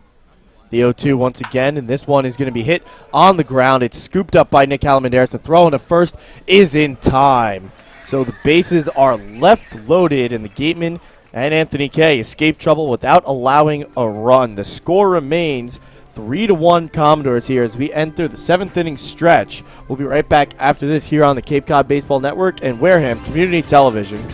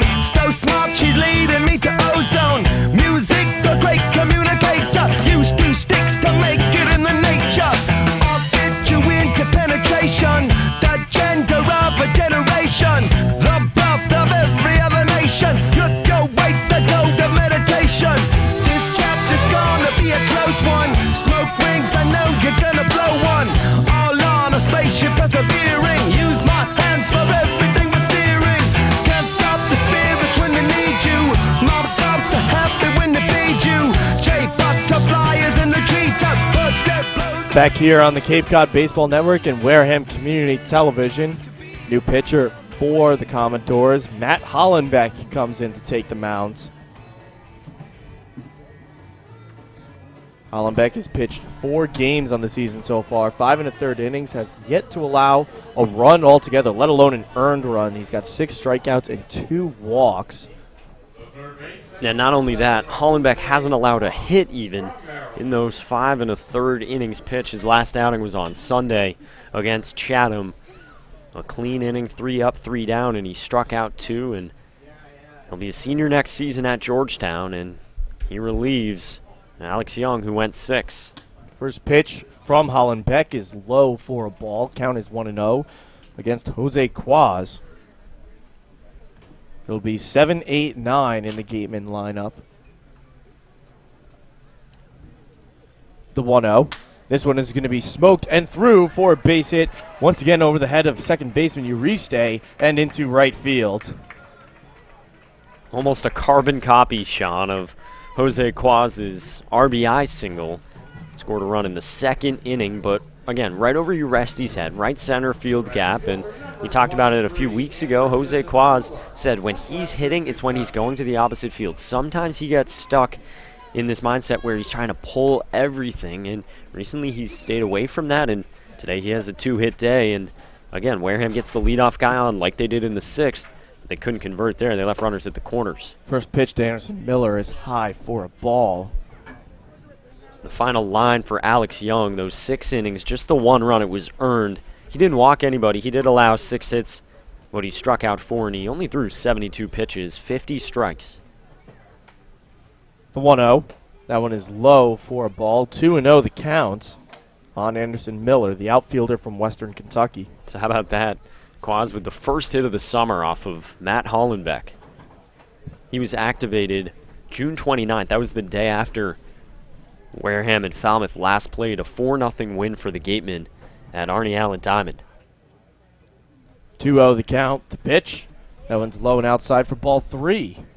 Yet again, Sean, this is how Wareham would love to start an inning. They got Calhoun on after he was hit in the 6th. Then Chinea singled, so you got 2 aboard, and you're 1 ball away from doing the same here in the 7th. With Blake Lacey awaiting his turn on deck, as that one is a strike on the outside against Miller. 3-1 the count. Blake Lacey on deck. He'll get a chance to bat this inning.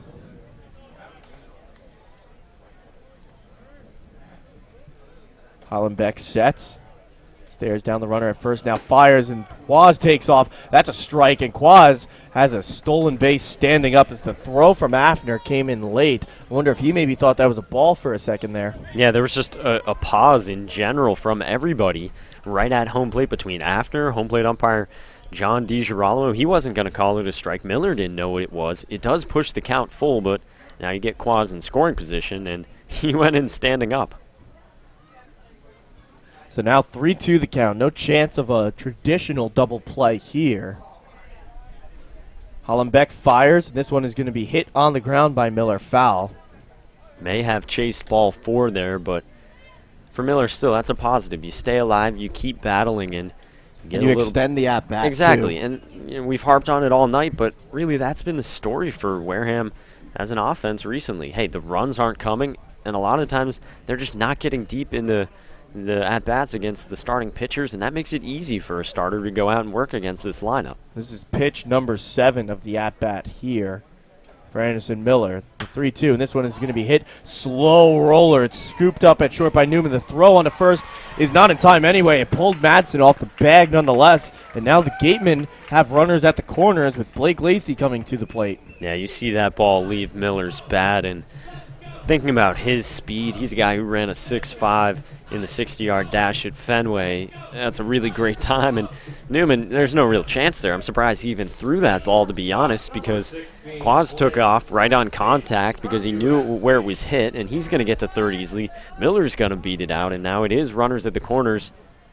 I wouldn't be surprised to see Blake Lacey bunt here. Would you try the suicide squeeze possibly to bring home Quaz? I mean, they've been aggressive on the base paths the last few games, so I think I would maybe. I mean, the stretch that Blake Lacey has been in recently is just really miserable for him at the plate. He's 0 for his last 26. He did put down a nice bunt right at the first baseman his last time. He's a decent bunter, and there he goes. And there's the bunt, but it's down into foul territory. Quaz was not taking off for home like he would on the suicide squeeze, but he was, almost in a ready stance as if in case the throw went to first. Right. I'm not even so sure. It certainly obviously wasn't a suicide squeeze. I'm not even sure that was a safety squeeze. He might just be up there trying to sacrifice Miller to second to get second and third, 1 out for Kramer Robertson. And the runner at third, Quaz, almost means nothing at this point because say Quaz comes home, but the inning ends without another run scoring. The Commodores are still on top in a 3-2 game, so Quaz isn't as important as the runner at first, Anderson Miller. Right. I mean, it's still important. Wareham got to get more than 1 run here out of a second inning where you get the first 2 guys on. Can't come up empty again. 1-0, bunt attempt pulled back in. That curveball's a strike on the outside. Lacey doesn't like the call. And now the count is 0-2 on the shortstop from USC. Cooper Ferris, again, disgusted at third base, and it's the second time in as many innings, Sean, that a Wareham batter, after the first 2 guys get on, cannot lay down a bunt. First it was Hallam-Adair in the 6th inning. Now Blake Lacey right here. 0-2 the count. Check down throw at first. Miller back in plenty of time.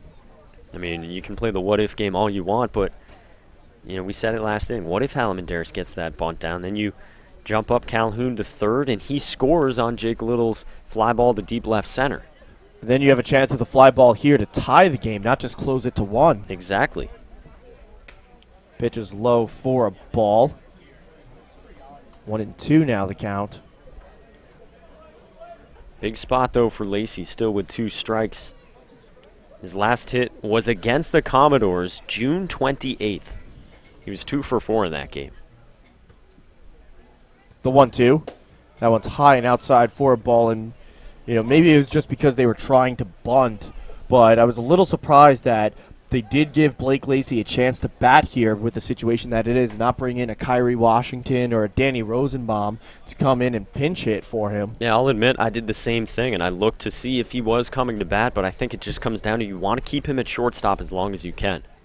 The 2-2. That one is in the dirt for a ball, and now the count is full 3-2. And now there's a chance the Gatemen could get the bases loaded. Good at bat here for Lacey after he falls behind 0-2.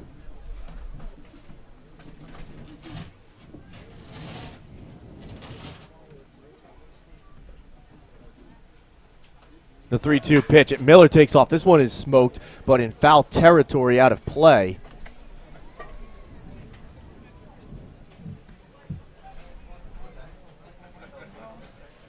Eight hits tonight for Wareham, 10 for Falmouth.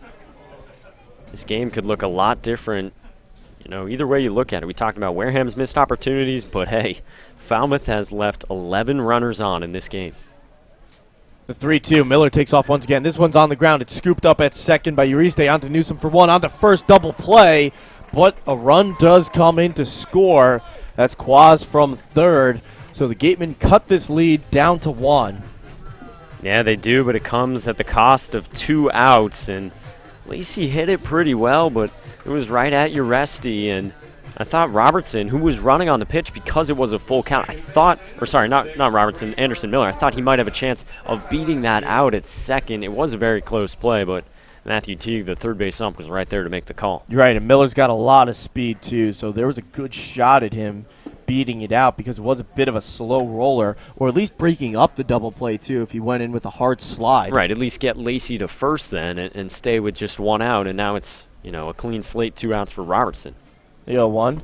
That one's taken low for ball 1. 1-1 on the second baseman from LSU. A tough trade-off there. I'm sure Wareham will feel like, hey, they missed an opportunity there, and they did. But bottom line, though, they do get within 1. The 1-1. Curveball upstairs. 2-1 now the count. It's just back and forth in this game. And for both sides, you could really say that it has felt, like this game is just, something's just a tick off where things could go a lot differently. The 2-1 slice straight back. 2-2 now the count.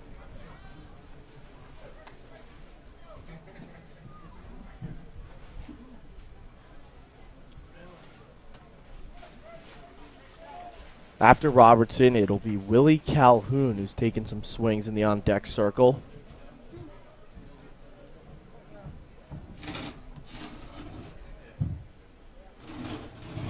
Time called at the plate. Hollenbeck digs back in, and now he draws set. The 2-2. Low and outside, count is full, 3-2.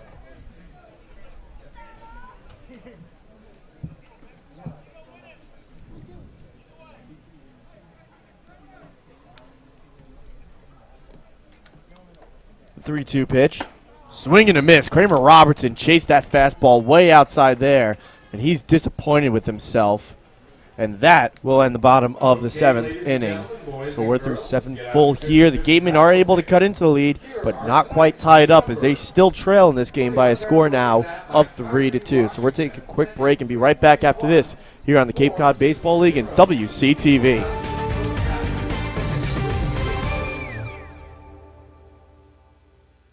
It's been 1 week since you looked at me. Cocked your head to the side and said I'm angry. 5 days since you laughed at me, saying get back together, come back and see me. 3 days since the living room. I realized it's all my fault, but couldn't tell you. Yesterday you'd forgiven me, but it'll still be 2 days till I say I'm sorry. Hold it, now I want to hoodwink. Does it make you stop think? You'll think you're looking at Aquaman. I summon fish to the dish, although I like the chalet swiss, I like the sushi, cause it's never touch a frying pan. Hot like wasabi when I bust rhymes. Speak like Leanne Rhymes, because I'm all about value. Bert Camper's got the mad hits. You try to match wits, you try to hold me but I bust through. Can I make a break and take a pick out like a sink and can shake out like vanilla? It's the finest of the flavors. Gonna see the show cause then you'll know the vertigo is gonna go cause it's so dangerous you'll have to sign a waiver.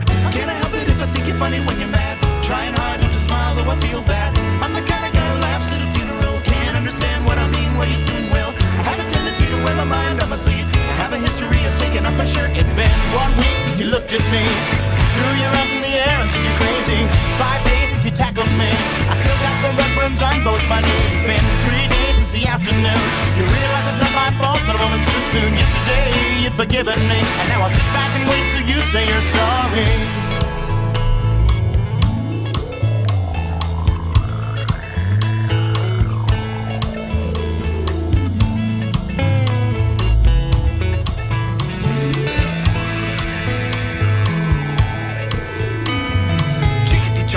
Chinese chicken, you have a drumstick and your brain stops sticking. Watching X-Files with no lights on, with all our maisons. I hope the smoking man's in this one, like Harrison Ford, I'm getting frantic. Like Stingham Tantric, like Snickers guaranteed to satisfy. Like Kurosawa, I make mad films. Okay, I don't make films, but if I did, they'd have... Wareham gets one. It's now a 3-2 Falmouth advantage. We head to the 8th inning at Spillane Field on a Friday night.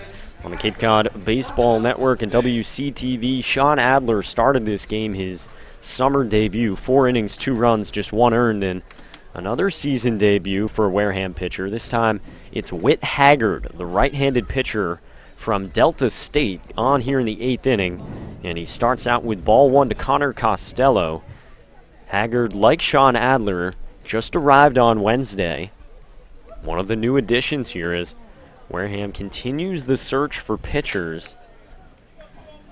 A very interesting track record for Haggard, who spent 2 seasons at Ole Miss, and he was a walk-on quarterback for the football team as he misses high 3-0.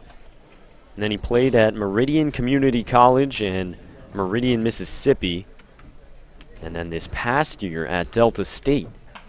Fouled off by Costello. He tried to check his swing. And that's a tough break there for Costello. It was a good check, too. He barely moved his bat at all, but just barely made contact. Haggard making his debut, and here's the pitch to Costello. Hard hit ground ball into left center field. It's a leadoff single for the Commodores, and Connor Costello looks good at the plate again with the ball roped.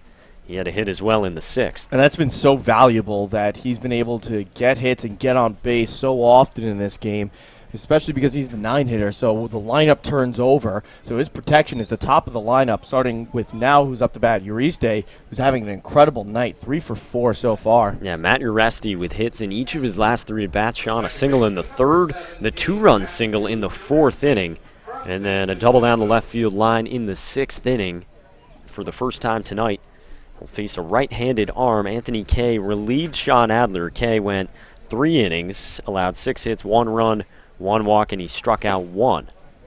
Kay finished up with 61 pitches, 43 for strikes. Better command than Adler, who walked 4.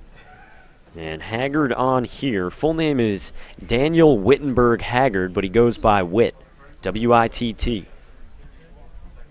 Swing and a miss there from Ureste. Yeah, goes by his middle name, kind of like you, Mike. Yes, or Jay, sir. whoever you are. I know. I was actually... Daryl Maxwell, one of the assistant coaches, he asked me that before the game, what my middle name is, and I said, Coach, you know the name. You don't know that it's my middle name, but you know the name. And then he figured out that my middle name, yes, is Michael, and I've gone by that my whole life. Throw over to first, and a dive back from Costello. You had me so confused before we actually met, and I asked you, because the emails I would get for you from your school email are J. Monaco. Right. And I'm like, wait, I thought this guy's name is Mike. What's going on? Master of disguise. 1-1. And that runs outside from Haggard. This past year at Delta State, Division II school in Mississippi, in the northwestern section of the state in the Mississippi Delta. 12 appearances, all out of the bullpen for Haggard, 22-plus innings, and a 2.38 ERA. Runner faked going, it's hit to the hole. Robertson dives, makes the play, spins around, throws to Halamaderis, but they won't get the out. Robertson did his best to get to that ball, but it's runners at first and second here for the Commodores. A couple fans heckling Stephen Williams. They thought they had him, and that's a tough break because Robertson covered some crazy ground trying to get to that one, but unfortunately Halamaderis tried to get to that one as well, so he was away from the bag. It was just a tough play to try and make at all. Very difficult play to have there, and for Matt Ureste, it's his 4th hit of the ball game, and they've come in each of his last 4 at-bats since he struck out looking against Sean Adler to begin this ball game. It's 3-2 in the top of the 8th inning. Nobody out here, and here's this dangerous part of the Falmouth lineup, beginning with Steven Duggar. He's 0 for 2 after walking in each of his first 2 plate appearances. Great speed. It's tough to get 2 on him.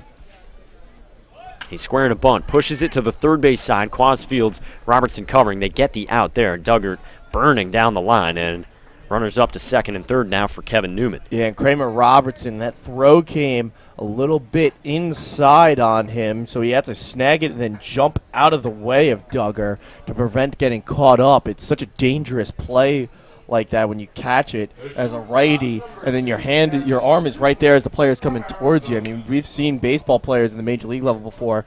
When the player gets contacted like that, they'll get seriously hurt. One out here, runners at second and third, and Kevin Newman's the batter, and out comes Chris Chinea.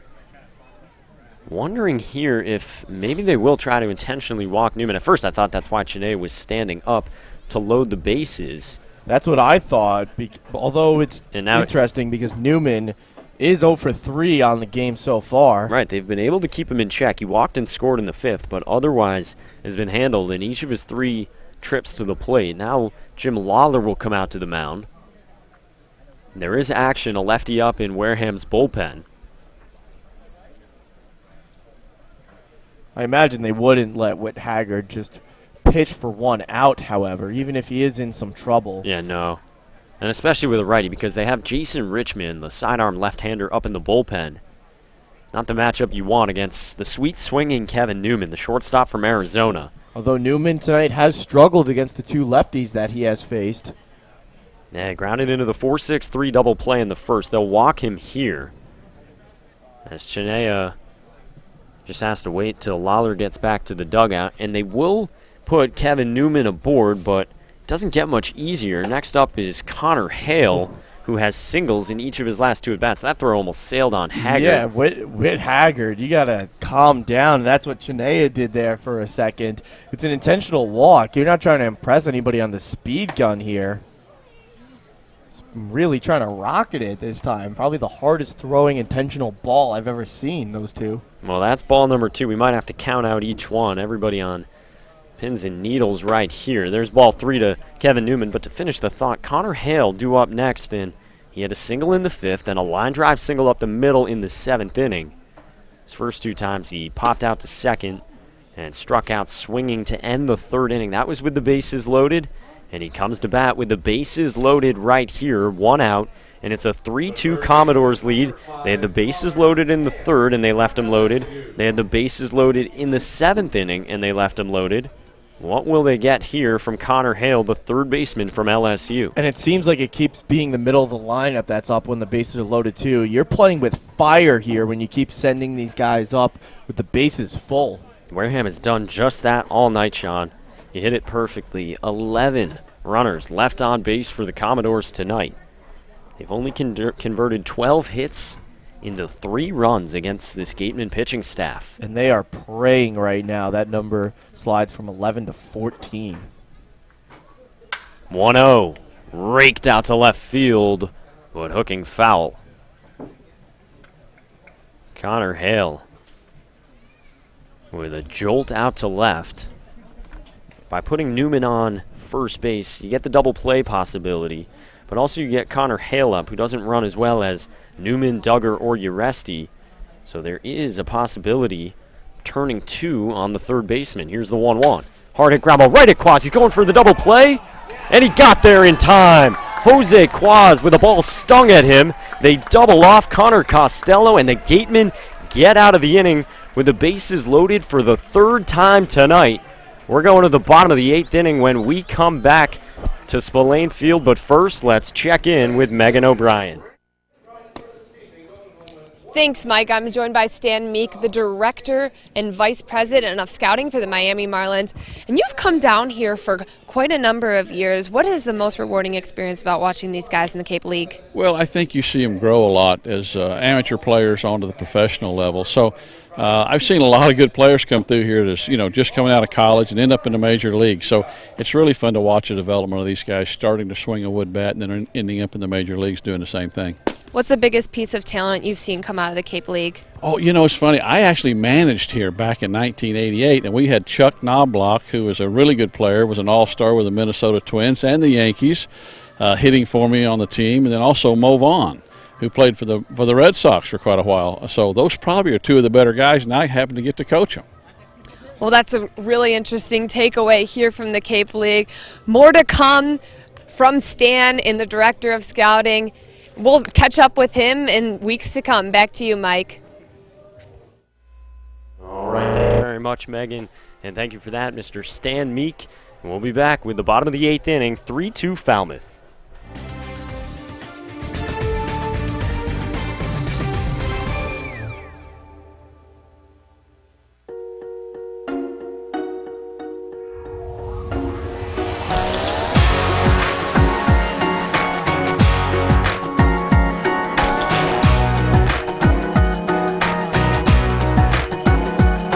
Just watching her blonde hair, sunburned, stare at them white caps rolling over.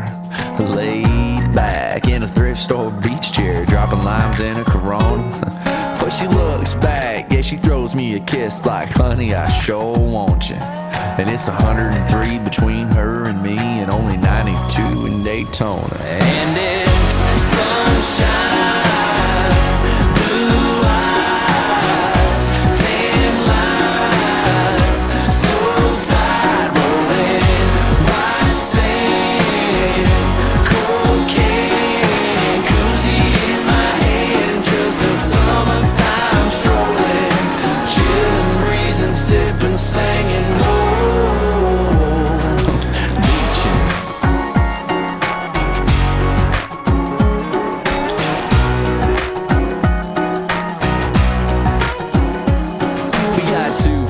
We're at a margarita bar. Whatever happens, happens. And there's a reggae band full of dreadheads just sitting in the corner laughing. Well, my baby walks over, drops a 20 in the jar. She smiles and shakes it at me. Yeah, she gets them going, she gets them playing a little. Don't worry, be happy. And it's sunshine.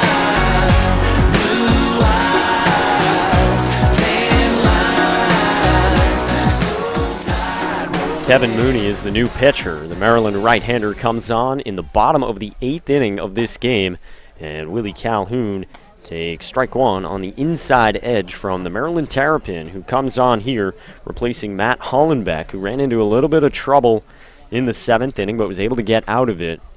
Speaking of getting out of trouble, Whit Haggard with the bases loaded in 1 out induces a double play, but really all Jose Quaz, who handled the line drive that was just scorched right at him off the bat of Connor Hale, and then he dives and tags third base to double up Connor Costello. Just an incredible play, and right on cue, right as you were saying that, a double play is what the Gatemen need.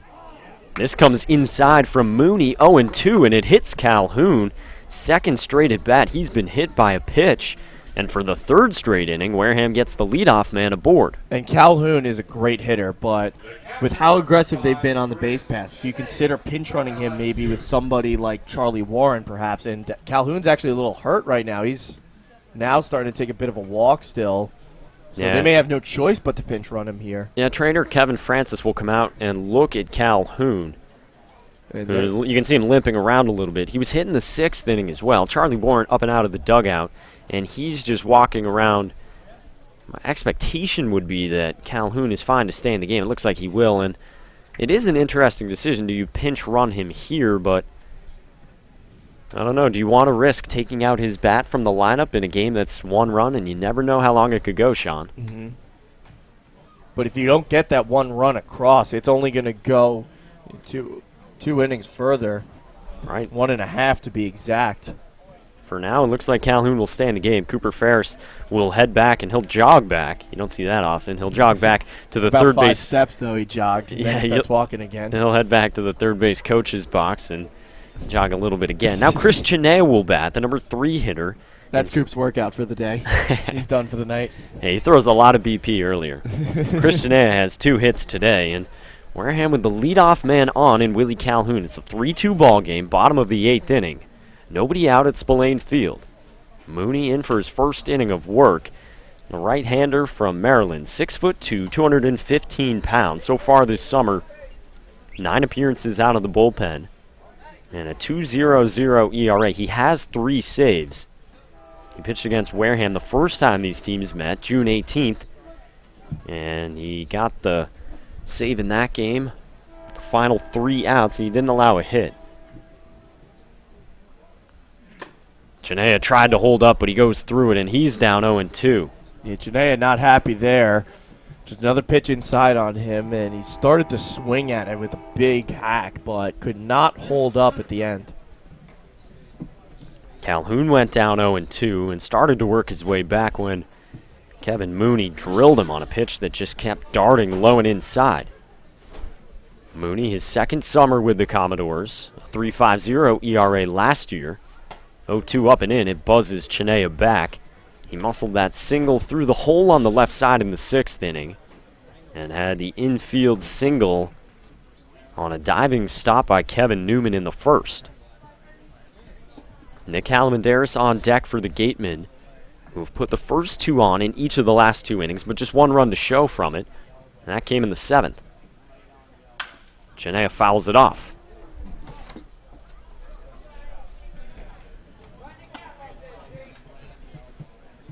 Chris Chinea leads this Wareham squad with 15 runs driven in.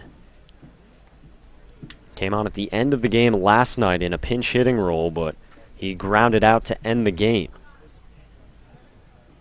Still, arguably the best power option in this Wareham lineup. That's why we see him hitting 3rd in the order again. Power versus power, the 1-2, and a softly hit ground ball. It backs Uresti up. His only play is to first. They get the first out of the inning there, but it does allow Willie Calhoun to jump into scoring position, and he's the tying run now at second.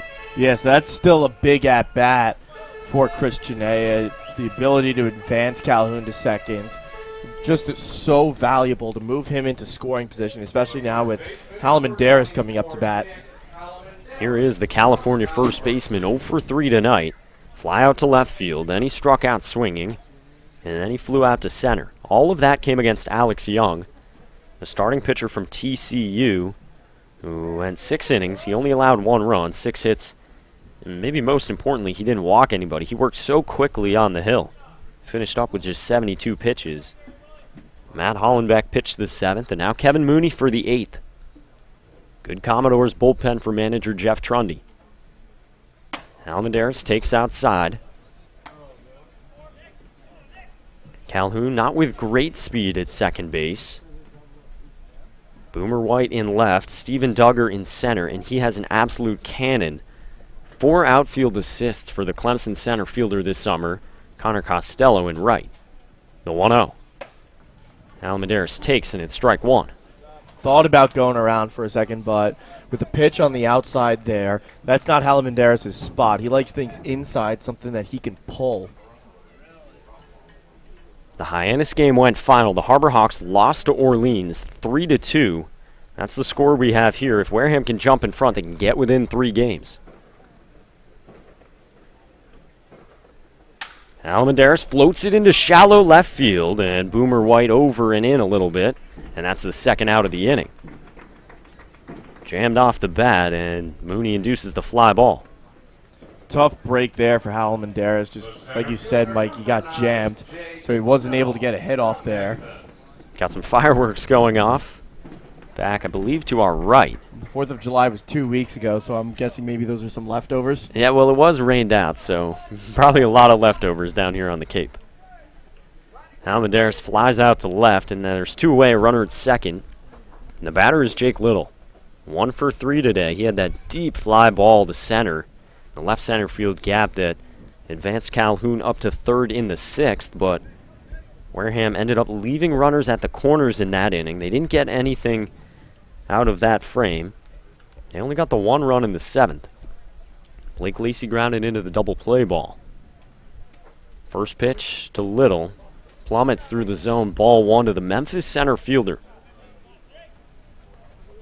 Little's been coming alive a little bit recently at the plate. The average only shows 256 entering tonight. But he had that pinch hit single in the 8th inning yesterday. Batting around 300 over his last 10. This is a high fly ball deep to center field. Duggar racing back, still running back, and he won't make the catch. It's up toward the wall. In to score is Willie Calhoun, and Jake Little has tied this game at 3. Yeah, and Duggar with so much speed. You can't doubt him on any fly ball, and he really got it on his horse there, backing up to straightaway center to try and get to it. And he actually almost made the play. It looked like that barely tipped his glove a little bit. So impressive that he was able to get such a jump and track that down and almost make a play. But unfortunately for the Commodores, he could not. And now the Gatemen have tied things up here at 3 apiece. What a piece of hitting by Jake Little. We mentioned that he blasted that ball his last time up. Well, his RBI double here is over Duggar's head, and it scores Calhoun. 3-3 the score, and now Corey Ray will bat. And you got to wonder if it actually helped the Gatemen that there were 2 outs. So Calhoun was just running off of contact because, like I said, Duggar made it close. So Calhoun, he may have stayed and waited at second to see if it was going to go or not. And, you know, we could have just a runner at third right now for all we know. Corey Ray fouls the first pitch back. He's 1 for 3 tonight. The bloop single to left field in the 4th inning, sandwiched in between a strikeout in the 2nd and the ground ball to first base in the 6th inning. That came with runners at the corners, and he swung at the first pitch, much like he did right there. The 2 hits yesterday, including a line drive home run to right field. 2 RBIs for the Louisville left fielder who's been coming on strong of late. Kevin Mooney surrenders the run, and we're all tied at 3. Mooney with a long hold, and Corey Ray will ask for time. Wareham this season, Sean, when trailing after 7 innings, is 0-18 on the year. They've come back to tie it right here. The 0-1. Line drive right at the second baseman, stabbed by Uresti to end the inning. The Gatemen leave a runner at second, but Jake Little ties this game on an RBI double to deep center field, and after 8 full, it's Wareham 3, Falmouth 3 on the Cape Cod Baseball Network and WCTV with the 9th inning coming up.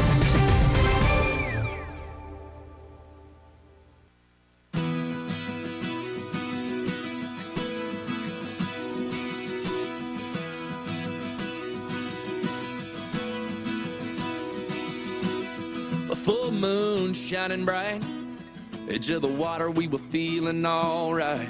Back down a country road, the girls are always hot and the beer is ice cold.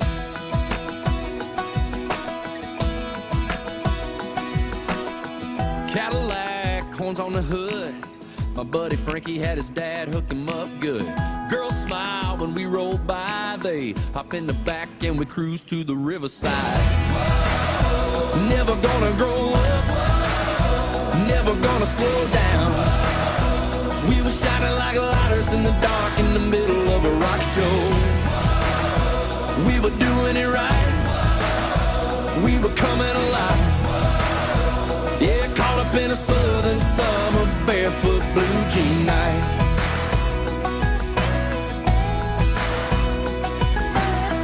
Blue eyes and auburn hair, sitting looking pretty by the fire in a lawn chair. New to town and new to me, her ruby red lips was sipping on sweet tea. Shot me a look like a shooting star, so I grabbed a beer and my old guitar. Then we sat around till the break of dawn, howling and singing our favorite song. Never gonna grow up, never gonna slow down. We were shining like lighters in the dark in the middle of a rock show. We were doing it right, we were coming alive. Yeah, caught up in a southern summer, barefoot blue jean night. Whoa, never gonna grow up, never gonna slow down. We were shining like lighters in the dark in the middle of a rock show. We were doing it right, we were coming alive. Yeah, caught up in a southern summer, barefoot blue jean night. Barefoot blue jean. Pitcher number 4 for Wareham is Jason Richmond, the left-hander from Georgia Southern, who now enters top of the 9th inning, and the game is tied 3-3 after Jake Little crushed Game-tying RBI double to deep center field over Steven Duggar's head. Scored Willie Calhoun, and now we're knotted up. Audie Afner, Boomer White, and Jake Madsen expected against Richmond here, top of the 9th inning. And the first pitch hits the zone for strike 1 to the catcher from Oral Roberts. And Whit Haggard came on to pitch the 8th inning. Helped out by that double play ball. Jose Quaz with a miraculous play at third. This is beaten into the ground. Lacey to his left, Fields, and the throw is high, but Halmendaris on the base, and Afner is retired for out number 1. Yeah, Lacey with almost another throwing error there. It looked like he was going to airmail that, but it dipped in the last second and came within the reach of Halmendaris. Yeah, Lacey had the throwing error to start out the 3rd inning. Falmouth couldn't capitalize. They left him loaded in that frame. 1 out here for Boomer White. The left fielder singled up the middle his last time.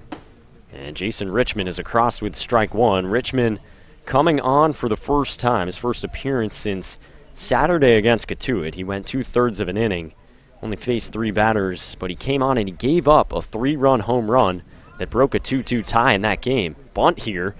Richmond off the mound. The throw is wide, and it gets past the first baseman, Halmendaris. White already at second, trying to go to third. The throw comes in from Anderson Miller, and it's just cut off by Quaz. An error by Jason Richmond puts Boomer White at third in the 9th inning.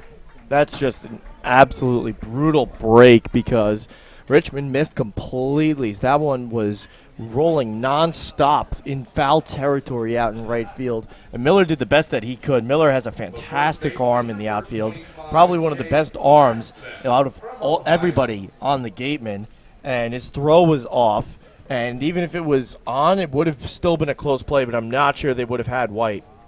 Yeah, so it will be a bunt single for Boomer White, and then a 2-base throwing error on Jason Richmond. Wareham in a 3-3 game, top of the 9th inning, they have to bring the infield in. Strike 1 to Jake Madsen, 1 out here in the 9th. Afner grounded out to start the inning.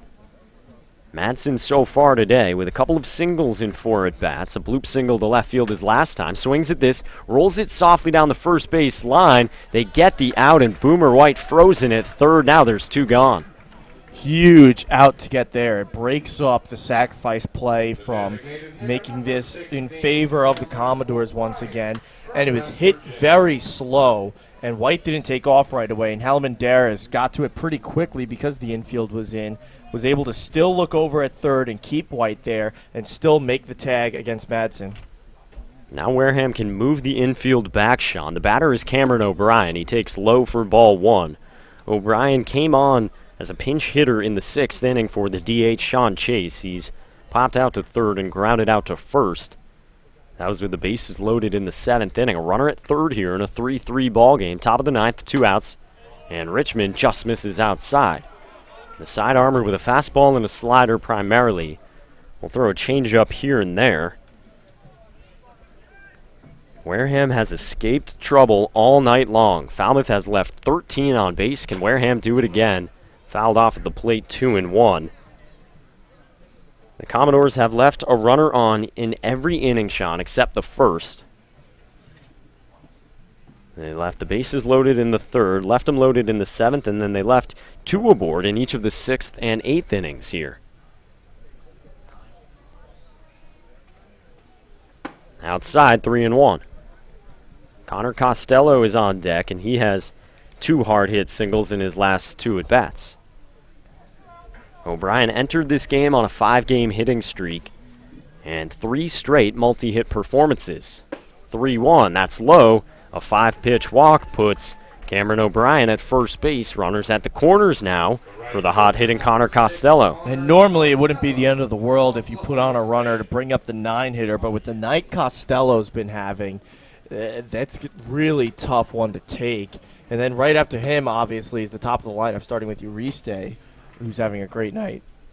2 hits in 3 at-bats for Connor Costello. Also a walk in the 4th inning.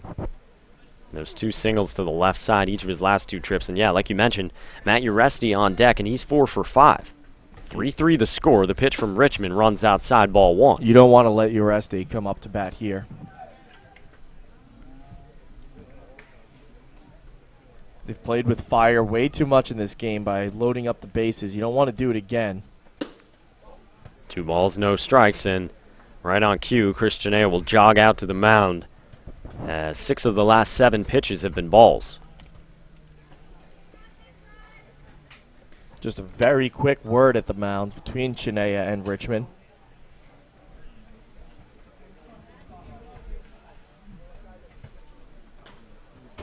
Richmond's 6th appearance of the summer. We mentioned the big home run he allowed against Katuitt. He does nab the outside edge for strike 1. That game had been 2-2. It was on Saturday in the 8th inning, but a 3-run shot broke it open as Brendan Hendricks crushed it to right field. 2-1. Fouled back, 2-2. Nice job by Richmond battling back despite falling behind 2-0 to even up this count here. 2 balls, 2 strikes, 2 outs in a tie game in the 9th inning. The pitch. Line drive into right field. It gets down for a hit. Jogging in from third comes Boomer White. The Commodores already leading. Now Cameron O'Brien legging around. Robertson bobbles the relay. No throw. It's a 2-run triple for Connor Costello. Just an absolute rough break. Miller stumbled while picking that up, and the throw came in a little awkward to Kramer Robertson, and then he bobbled it, thus allowing the run to easily score at the plate. The second run, that is. Broken wide open. 2 runs being the wide open, and that's really what it's felt like for this Wareham offense. 5-3 the score as Connor Costello delivers. We talked about it, Sean. Wareham could only play with fire for so long tonight. Yeah, and eventually it came back to bite them, and it's still not over yet as Costello's now threatening on third himself. And again, it was a 2-ball, 2-strike count. Uresti takes lone inside for ball 1. Got to think back to that error, though. The throwing error by Jason Richmond. He gets a ground out to start the inning. And then Boomer White drops down a bunt. Probably would have beat it out, but Richmond's throw got away. Next thing you know, Boomer White was at third. Because Madsen grounded out after that. And then Sean Chase walked, or rather Cameron O'Brien walked, and Costello delivers. The 1-1. That's low on the slider, 2 balls and a strike. So Wareham will have to try to mount a comeback in the bottom of the 9th inning. They'll have Jose Quaz, Anderson Miller, and Blake Lacey, the 3 batters due up. Uresti with 4 consecutive hits. Singles in the 3rd, 4th, and 8th, and a double in the 6th. 2-1. Up and inside, 3 balls and a strike. Wareham's bullpen faltering again, Sean. Yeah, just a really rough break for them. And the fielding as well, as it was all started when Richmond made that throwing error to first. Second error of the night for the Gatemen. Another 5-pitch walk. Jim Lawler up off his stool outside the Gatemen dugout. Second walk of the inning for Richmond, as he's now faced 6 batters in the inning. And again, runners at the corners.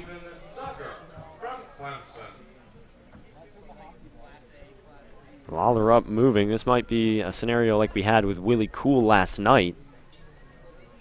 The next pitcher in line simply might not be ready. There's a pitcher warming up right now, and they're sending Whit Haggard down there to probably send a message. Probably tell him to get ready in a hurry because he may be coming in after one more batter if Richmond can go that far. Well, trying to get through Steven Duggar. 0 for 2, 2 walks and a sacrifice bunt his last time, and he slices it foul down the third base line. Great speed for Steven Duggar. We've talked about that all night. So you got to be quick with whatever he hits on the infield. Costello at third, Uresti at first. 5-3 Commodores advantage, and the pitch is strike 2. Just when it feels like Wareham grabbed hold of the momentum with a run in the 7th and a run in the 8th to tie this game at 3, the Commodores come back in a hurry. This pitch is swung on and missed by Duggar as he strikes out to end the inning. But Connor Costello comes through in a big way. The 2-run triple to right center field to make it A 5-3 lead for the Commodores. We go to the bottom of the 9th inning on the Cape Cod Baseball Network and WCTV.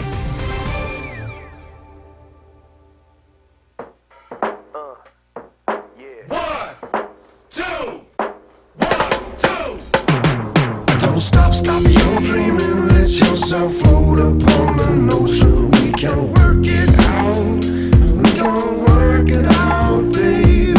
Go ahead and lose yourself inside this opportunity that we gon' make it right now, make it right now. Hey, we live and we learn, we crash and we burn. Right now my only rhyme is this lesson I learned. You talk about trust, I talk about lust. It's not appealing as you truly speak your feelings. I'll be looking at the ceiling, so concealing. Should've put my heart on the table, knowing I was good and able, but instead I fed your fables. If I could have you back, best believe it'd be forever. Cause each and every day you will hear those 4 letters. Don't stop your dreaming, let yourself float upon the ocean. We can work it out, we can work it out, baby. Go ahead and lose yourself inside this opportunity that we gon' make it right now, make it right now.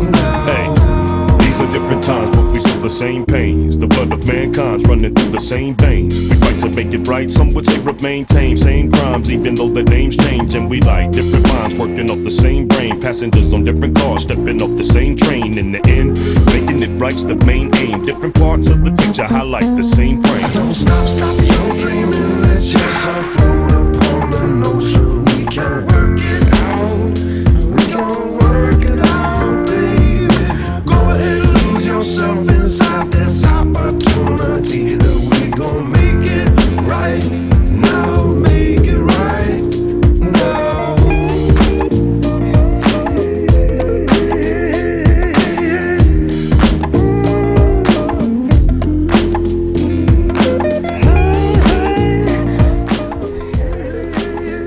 Wareham gives back 2 runs after coming back from being down 3-1. Falmouth comes ahead now, 5-3, and we go to the bottom of the 9th inning on the Cape Cod Baseball Network. And WCTV 7-8-9 due up for Wareham as they're playing with their final 3 outs here tonight. 4th pitcher of the evening for the Commodores, and it's Matt Eckelman, the St. Louis Billiken. The right-hander stands at 6'4", 250 pounds. He hasn't allowed a run this summer. In 12 2/3, he'll face Jose Quaz, who has 2 singles to right center field and a couple of trips to the plate. He takes low and outside, ball 1. Quaz 2 for 3, has driven in a run, scored a run.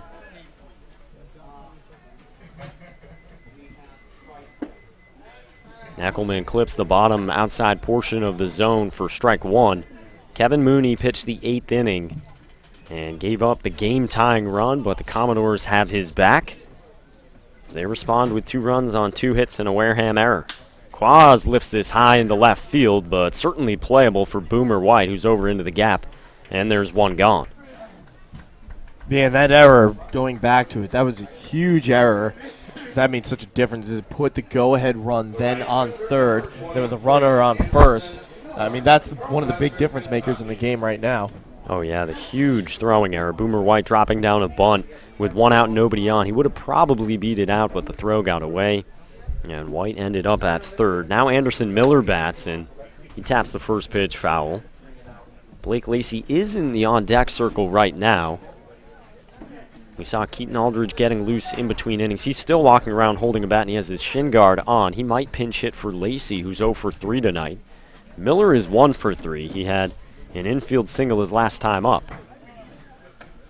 Eckelman's been one of the shutdown arms in the Falmouth bullpen. 1 win and 1 save this summer. I mentioned he hasn't allowed a run. He also hasn't walked anybody, and his last outing was on Monday against Bourne, an inning and a third, and he got the save there.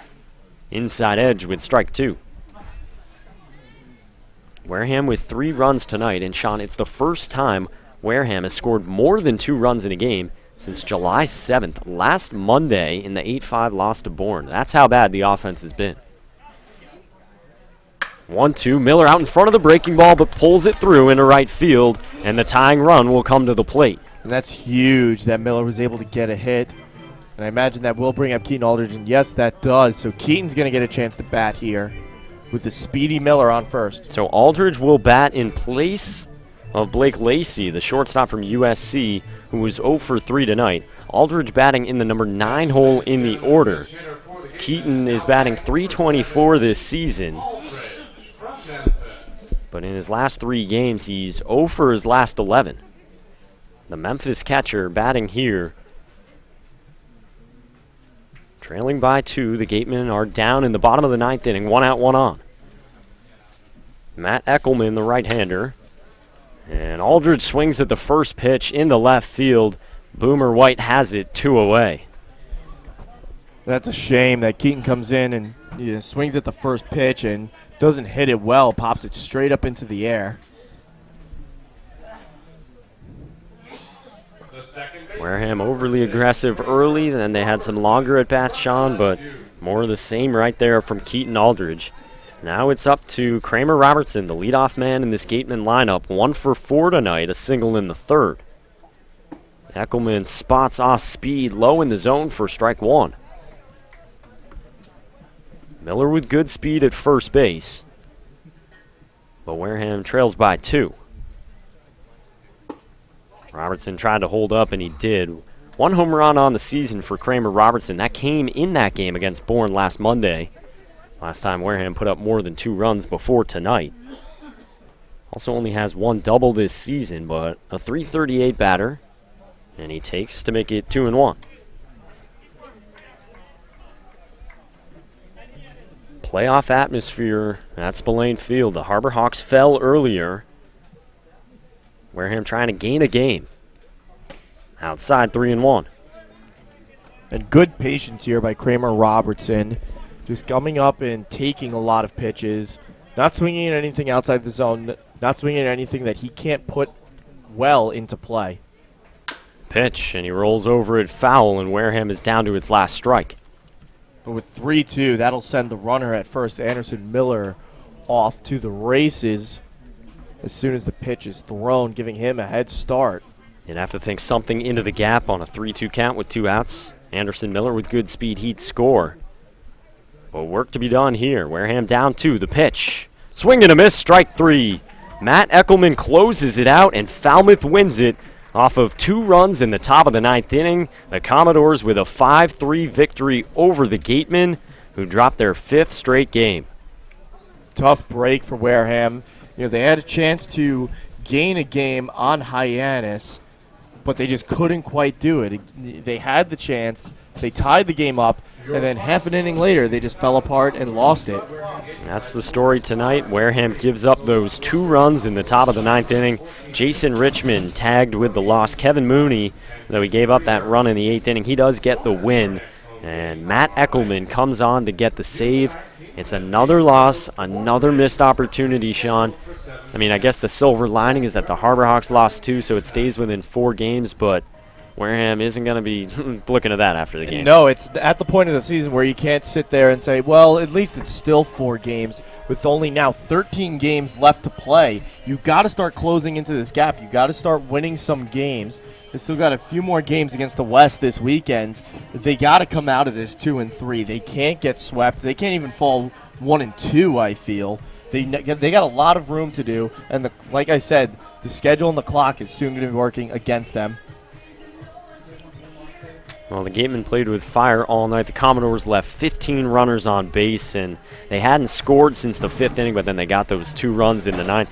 Connor Costello with 2 strikes and 2 outs on him. He delivered with a 2-run triple off of Jason Richmond. That's the difference in this game. Otherwise, we might still be playing at Spillane Field, but that's not the case. Wareham falls. The final score, Falmouth 5 and the Gatemen 3. Tomorrow night, we're back at home as the Gatemen play host to the Bourne Braves, who are coming off their walk-off win over Harwich tonight. The Braves come to town, a 7 o'clock start time. Join us for Saturday Night Baseball, a 6:40 start with the gateway to the game. And then on Sunday, Wareham and Falmouth back out it over at Arnie Allen Diamond. Check their schedules on that. It is actually a 4:30 start time. So that does it here from Spillane Field, but don't go anywhere. We'll bring you the Wareham Wrap postgame show in just a few minutes when we come back on the Cape Cod Baseball Network and WCTV.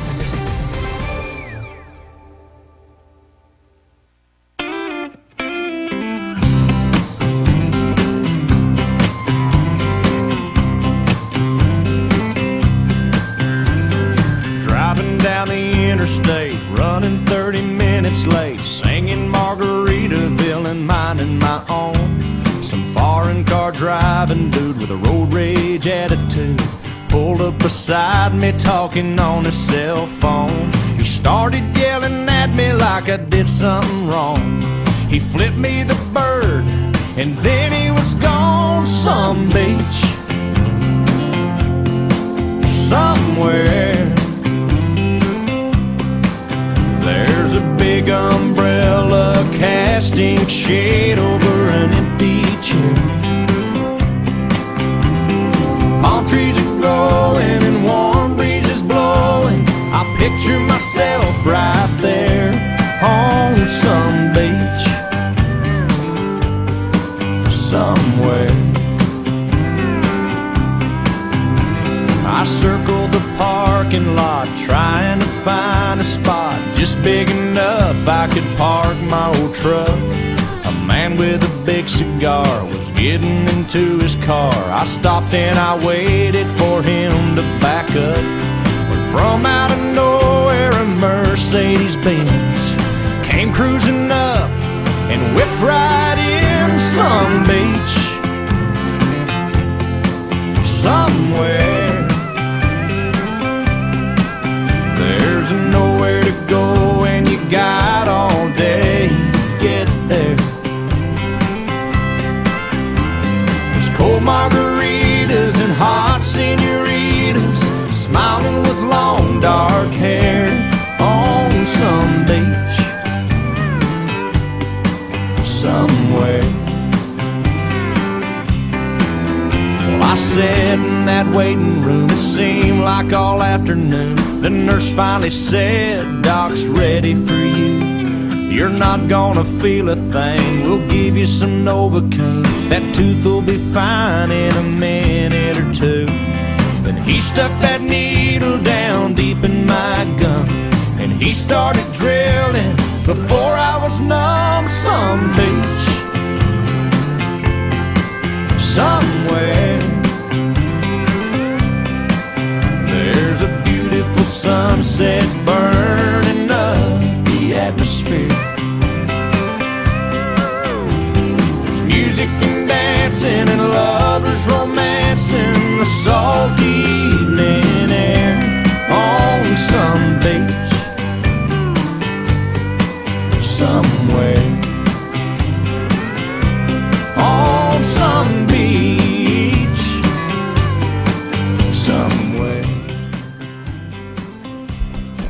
Welcome to the Wareham Wrap postgame show. I'm your host, Sean Malone, wrapping things up here once again. The Gatemen fall by a final score of 5-3 in tonight's game. They still remain within 4 games of a playoff spot, but only for so long will they be able to say that before they really feel like they need to start winning games and gaining ground, as after tonight there's only 13 games left in the season. Let's go over how we got to the final score in tonight's game. It all started in the bottom of the second inning. The Gatemen started scoring with Jake Little. He reached on a single to second, then took second base, courtesy of an error, then advanced to third on a wild pitch.